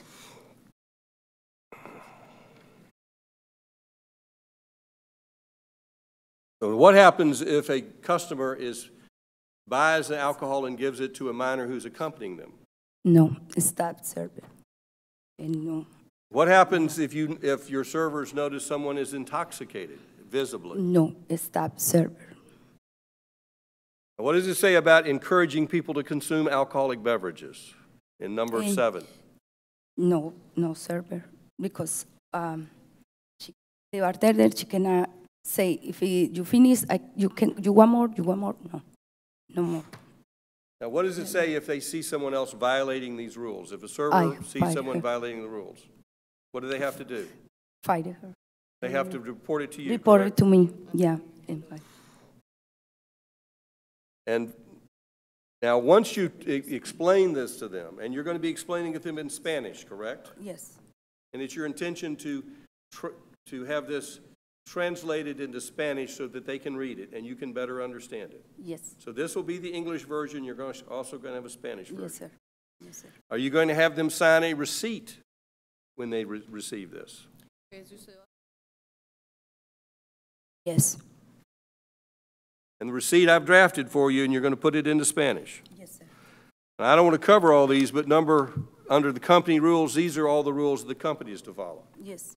And who's responsible for making sure the company follows all those rules? You are. Yes. So are you going to follow all these rules? Yes, sir. And I know you're nervous now, but do you understand these rules? Yes, sir. All right. Thank you. You can. One other question. Now, this company, Cancun, stopped selling alcohol beverages in November. Yes, sir. Didn't resume until March 7th. Yes, sir. And then has stopped since then. How much money do you think Cancun Bar and Grill lost over those months they were closed? Like $40,000 or. Thank you. Yeah. You can have a seat. If the council has any questions, I'll call them back. Does council have any questions? Thank you. Well, you can see the effect of the lack of English knowledge, but we're going to translate these rules which you see before you. And Mr. Halsey's taken a look and he's given me some advice on these to make sure that we have a clear set of rules so that they can understand them. And if you've ever worked with folks in a different language, they oftentimes say they understand things when they know the answer is supposed to be yes, so they can move forward. But sometimes they don't understand it. But I think if we can get a translation in their hands, it will be very helpful. And they'll know what the rules are. And the other thing that they will have through these rules is a checklist. And folks, I have found in my flight training the importance of a checklist, because it's easy to forget things. And this is going to furnish them a checklist that they can work through and follow the rules. Having said all that, I think what I'm trying to tell you is there was a violation here, that's no question. A suspension is in line. But I don't believe there was no intentional violation.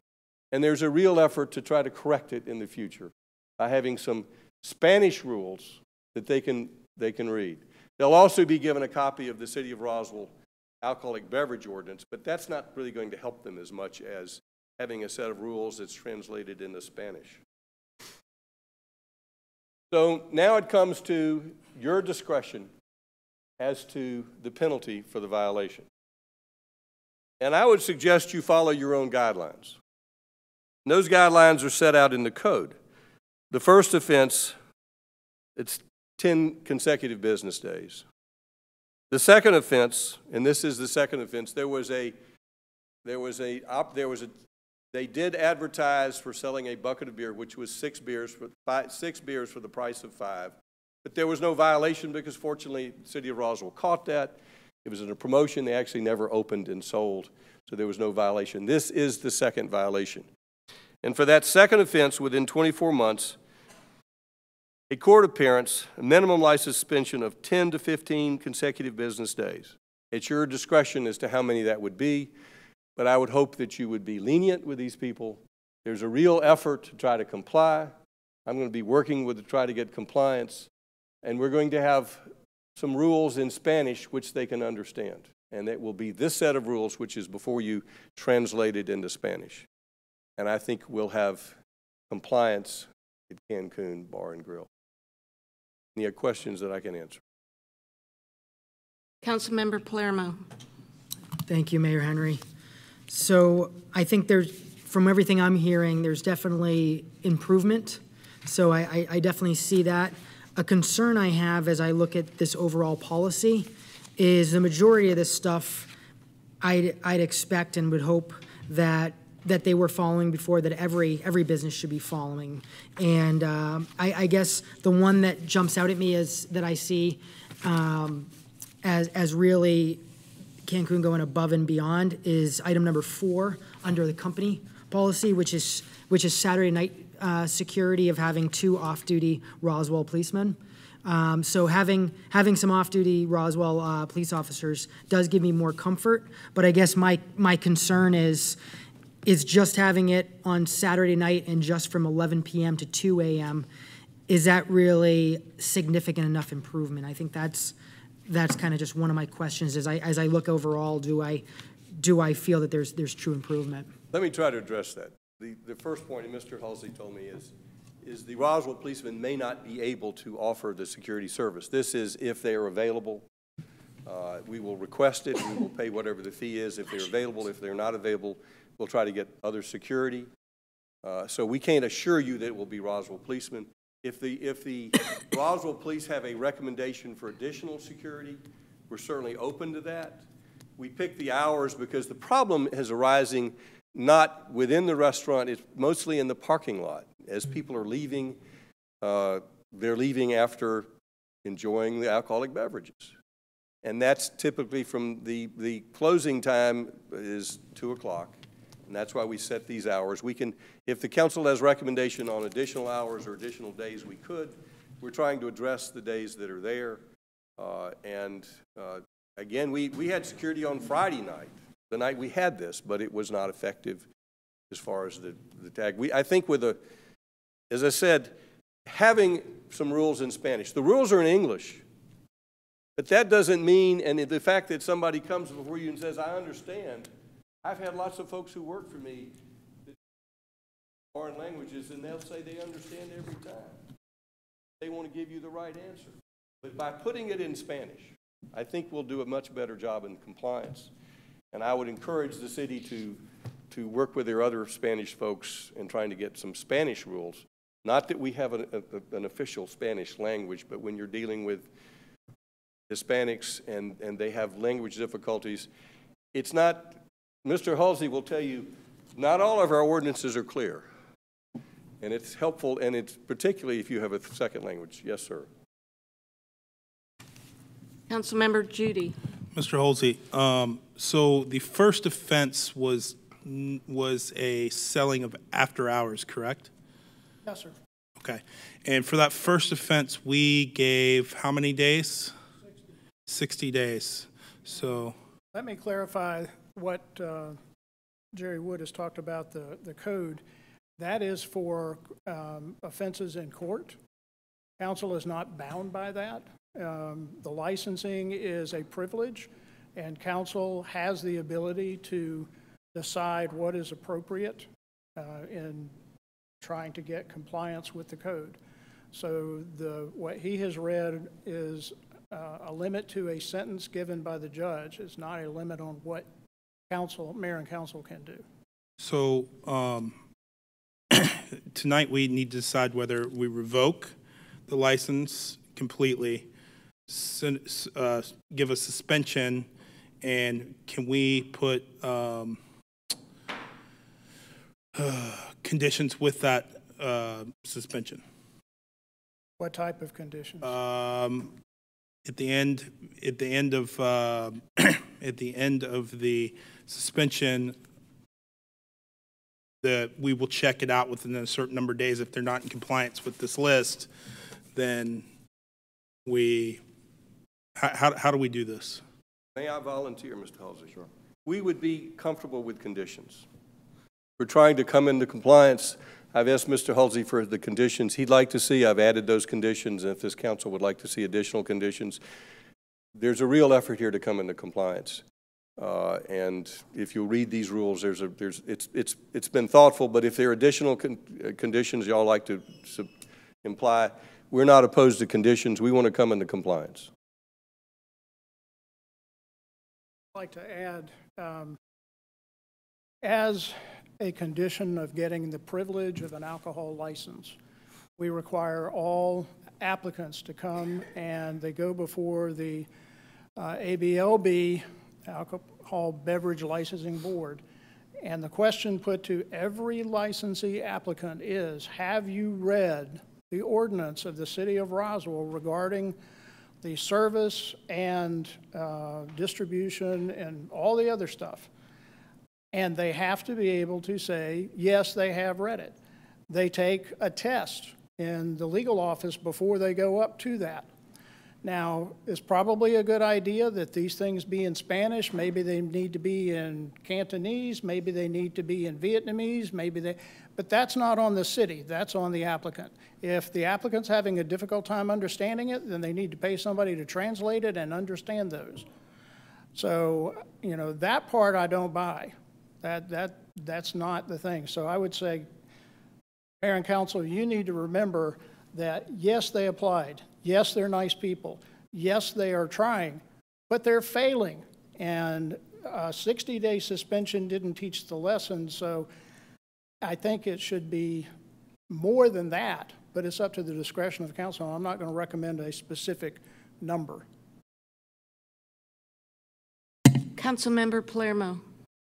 I just want to say for me to lean towards suspension over revoking, what I would need to see is number 4, have longer hours on Saturday and also see an addition for Friday night. I fully understand that if your client reaches out to the Roswell Police Department and from the newest rookie to the chief, there's not a single person that's able to do that night. I understand that you'd use different security personnel instead, but I'd feel a lot more comfortable knowing that there is a true change through number 4 being updated. Councilmember Palermo, I talked with Lieutenant Kaplan regarding those hours.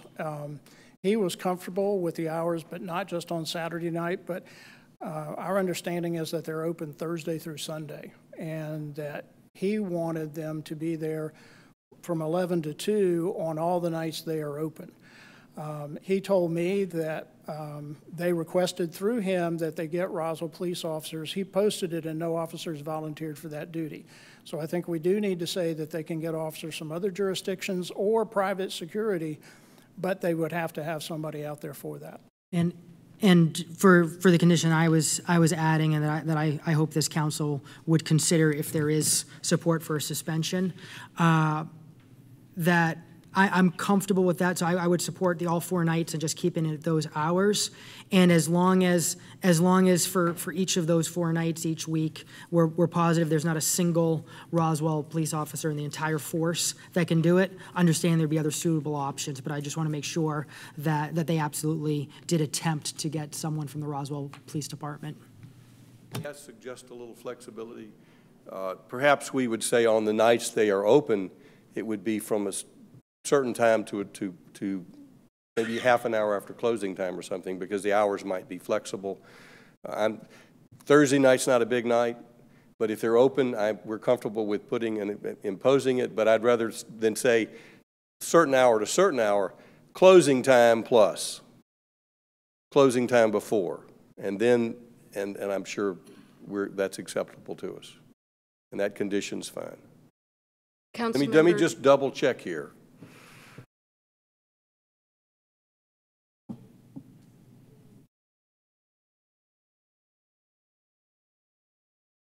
Okay with security every day, but I would suggest talk about from closing time to, say, from 11 o'clock to half an hour after closing time, rather than, because on Sunday night, I don't think they can, Mr. Halsey, the ordinance for a lawyer was a little confusing. I'm not sure we could stay open till 2 o'clock on Sunday morning. On Sunday morning? Well, it was, anyway. All right, so I guess it's 2 o'clock 1:55 every night other than Sunday. Anyway, I don't think they're going to be staying open that late on Sunday nights or Thursday nights. Councilmember Judy. All right, to try to wrap this up. If we did 60 days last time, I could support 90 days suspension with the security addition from Councilmember Palermo and then, you know, obviously this is kind of the last chance. We've been through this twice now, so I could support 90 days. That's acceptable. Could we have that 90 days begin to run when the suspension began, when y'all called the emergency? Mr. Halsey? Oh, sorry. I would prefer in this case that it begin tonight and go forward. Councilmember Judy, is that a motion? Sure. Motion to 90 days. And Councilmember Palermo's conditions on security. Okay, let me see if we have a second. Yes, I will second that. Okay, Councilmember Wilsey. Yes. And I believe you also have a comment? Yes, I guess with the additional conditions that you discussed with the signatures and acknowledgement of all the employees of the alcohol serving policies. Yeah, we have a little form for them to sign Right, at the time prior to employment. right, right. So they will acknowledge they've received it, and not just did they read it, they will have the manager read it to them to explain it to them. So that's part of our policies and procedures. And, oh, sorry. Oh, I'm sorry. And also the reapproval or recertification by the city. Explain that, You and I mentioned- will do it, I'm just well, trying to get an right, explanation. Right, no, you mentioned that they had to go through before the board and agree. They've already done that. I mean, would they need to So the last time they got a new licensee, so they had to go through the process again. right, right. This will be the same licensee. Okay. Agree with the city attorney, but my understanding is that it's a suspension and that then you come back. The reason they were there before was that the new licensee hadn't had the hearing at the time the first offense was taking place. So that we wouldn't have to have it, they would just get their license back and begin serving again once they serve the suspension. Thought that's what I said. I didn't hear it that way. Okay. Councilmember Palermo. And so I want to get clarification from Councilman Judy that when he says includes my my update to number 4, it also includes the fact that so it will be Thursday through it'll be all the nights they're open with the flexibility of 11 until 30 minutes after close, and also want to confirm that it absolutely is going to be off-duty Roswell police officers unless there's no one in the entire Roswell police force that is interested in the. We'll ask first, and if they say nobody's available, we'll go beyond that. Yes, that's fine. And also, will you clarify that the suspension starts this evening? The suspension starts today, 90 days. So, and do you second that, Councilmember Wilsey? We've got a motion and a second and a comment from Councilmember Grower. I was trying to get you to look over here, but when did the suspension start? Last council meeting, I think. Actually, before that. Yeah, it actually started March 19th. Okay. But it'd be the 20th. They were served on the 19th, so beginning the 20th. In my opinion, a suspension is a suspension. I think if it's 90 days, it should start when they were suspended on the 19th, but I don't know if there's support for that or if there's the ability to amend that motion, but that would be my request.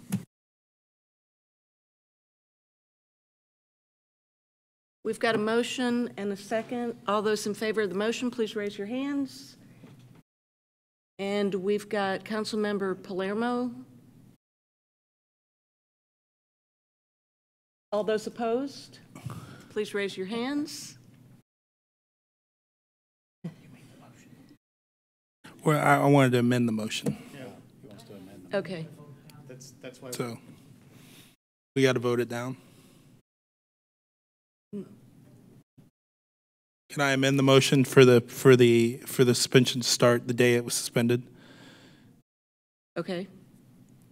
And you clarify that motion? Does it include everything else? Yes, it includes everything else. Okay. Is there a second? Second by Councilmember Wilsey. All those in favor, please raise your hands, and it passes unanimously. Thank you for your service.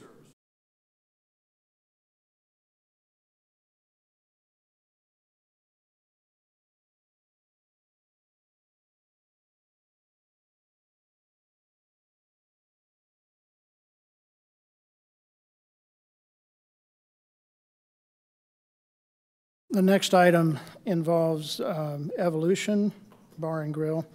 And again, I was able to work with Ms. Armonta, and the same stipulation applies. Evolution stipulates that service is proper without either admitting or denying guilt on the infraction charge serving a minor. Evolution agrees to a 30-day suspension of its alcohol license. The 30-day suspension begins on March 22nd, 2019, and would end on April 20th, 2019. Evolution could again serve alcohol pursuant to its license on April 21, 2019.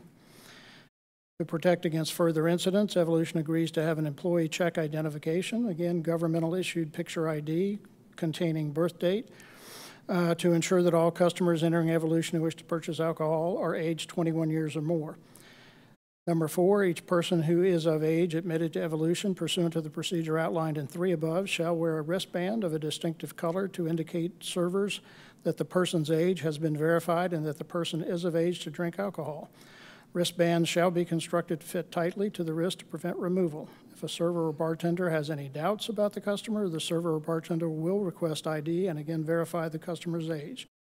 Evolution agrees to strictly enforce the provisions of Roswell Code of Ordinances, Section 3.5.7, Prohibited Acts, Sexual Display, to include the prohibition of lap dances. This was the first offense for Evolution. As I say, Ms. Armonto reached out to me immediately, and we began talking about this. She understands the gravity of the offense and what's going on, and as the owner and licensee, she was very concerned, and like Cancun, they drafted a set of rules for their employees in Spanish and in English, which they will post and keep on hand. So with that, that's my recommendation on this one, and if Ms. Armonto, she would like to come forward and speak.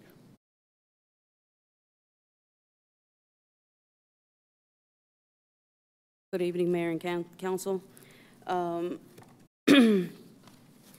We did try to move in with policies as well. We have copies if you guys want a copy of it. I do have it in English and in Spanish because I do understand the barrier of language, communication, and I am originally from Texas, so my English is on point, a little southern drawl at times, but I did repeatedly go over and made the POR sign the policy on the actual policy itself that was given to me, and I made them sign, and they understood in English and in Spanish.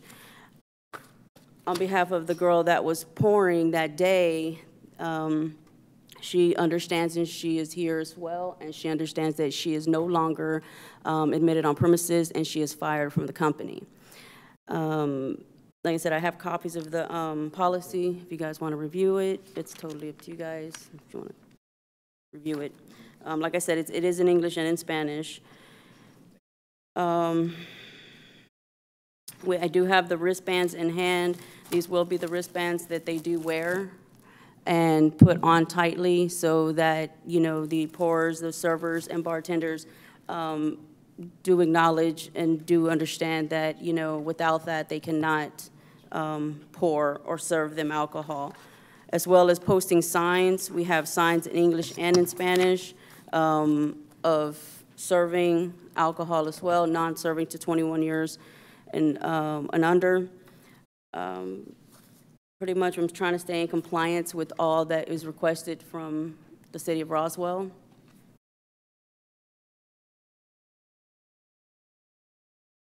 Does council have any questions?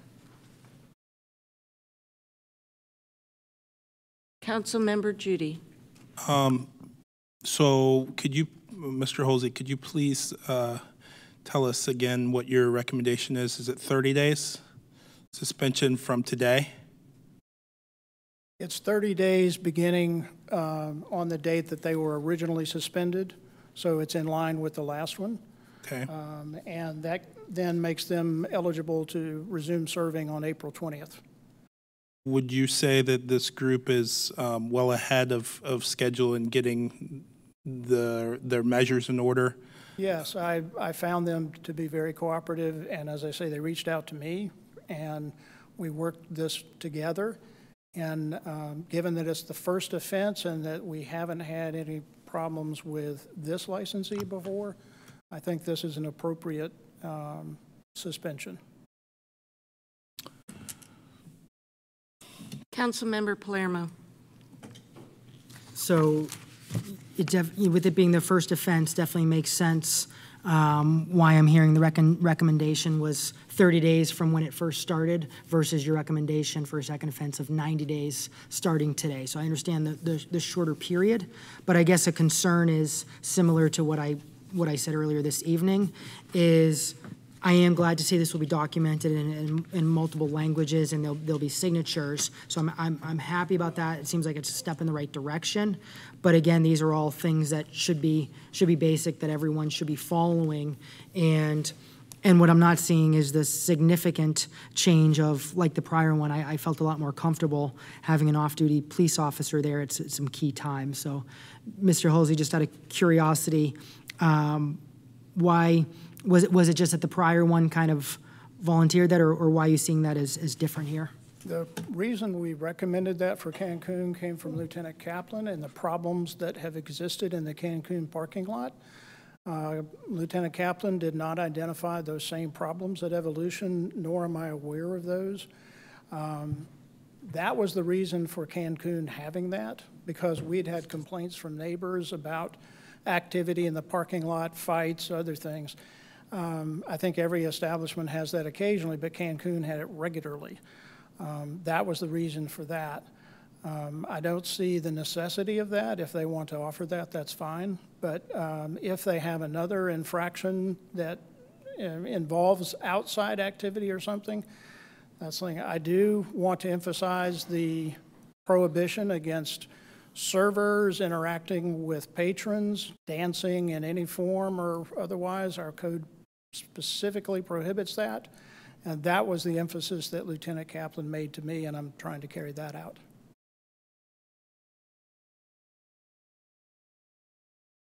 Councilmember Tizer. If there's no other questions, I'd entertain a motion. Does council have any additional questions? All right, then. I'd move to accept Mr. Halsey's recommendations. We've got a motion by Councilmember Tizer. Do we have a second? Second. Second by Councilmember Grower. All those in favor, please raise your hands. And it is Judy, Wilsey, Tizer, and Grower. All those opposed? Councilmember Palermo, the motion carries. Thank you. The final item I have is a recommendation for closure to discuss personnel, litigation, and real estate. Do we have a motion? Motion to move to closure. Motion by Councilmember Grower. Do we have a second? Second. Second by Councilmember Judy. All those in favor, please raise your hands. And it passes unanimously. We are adjourned.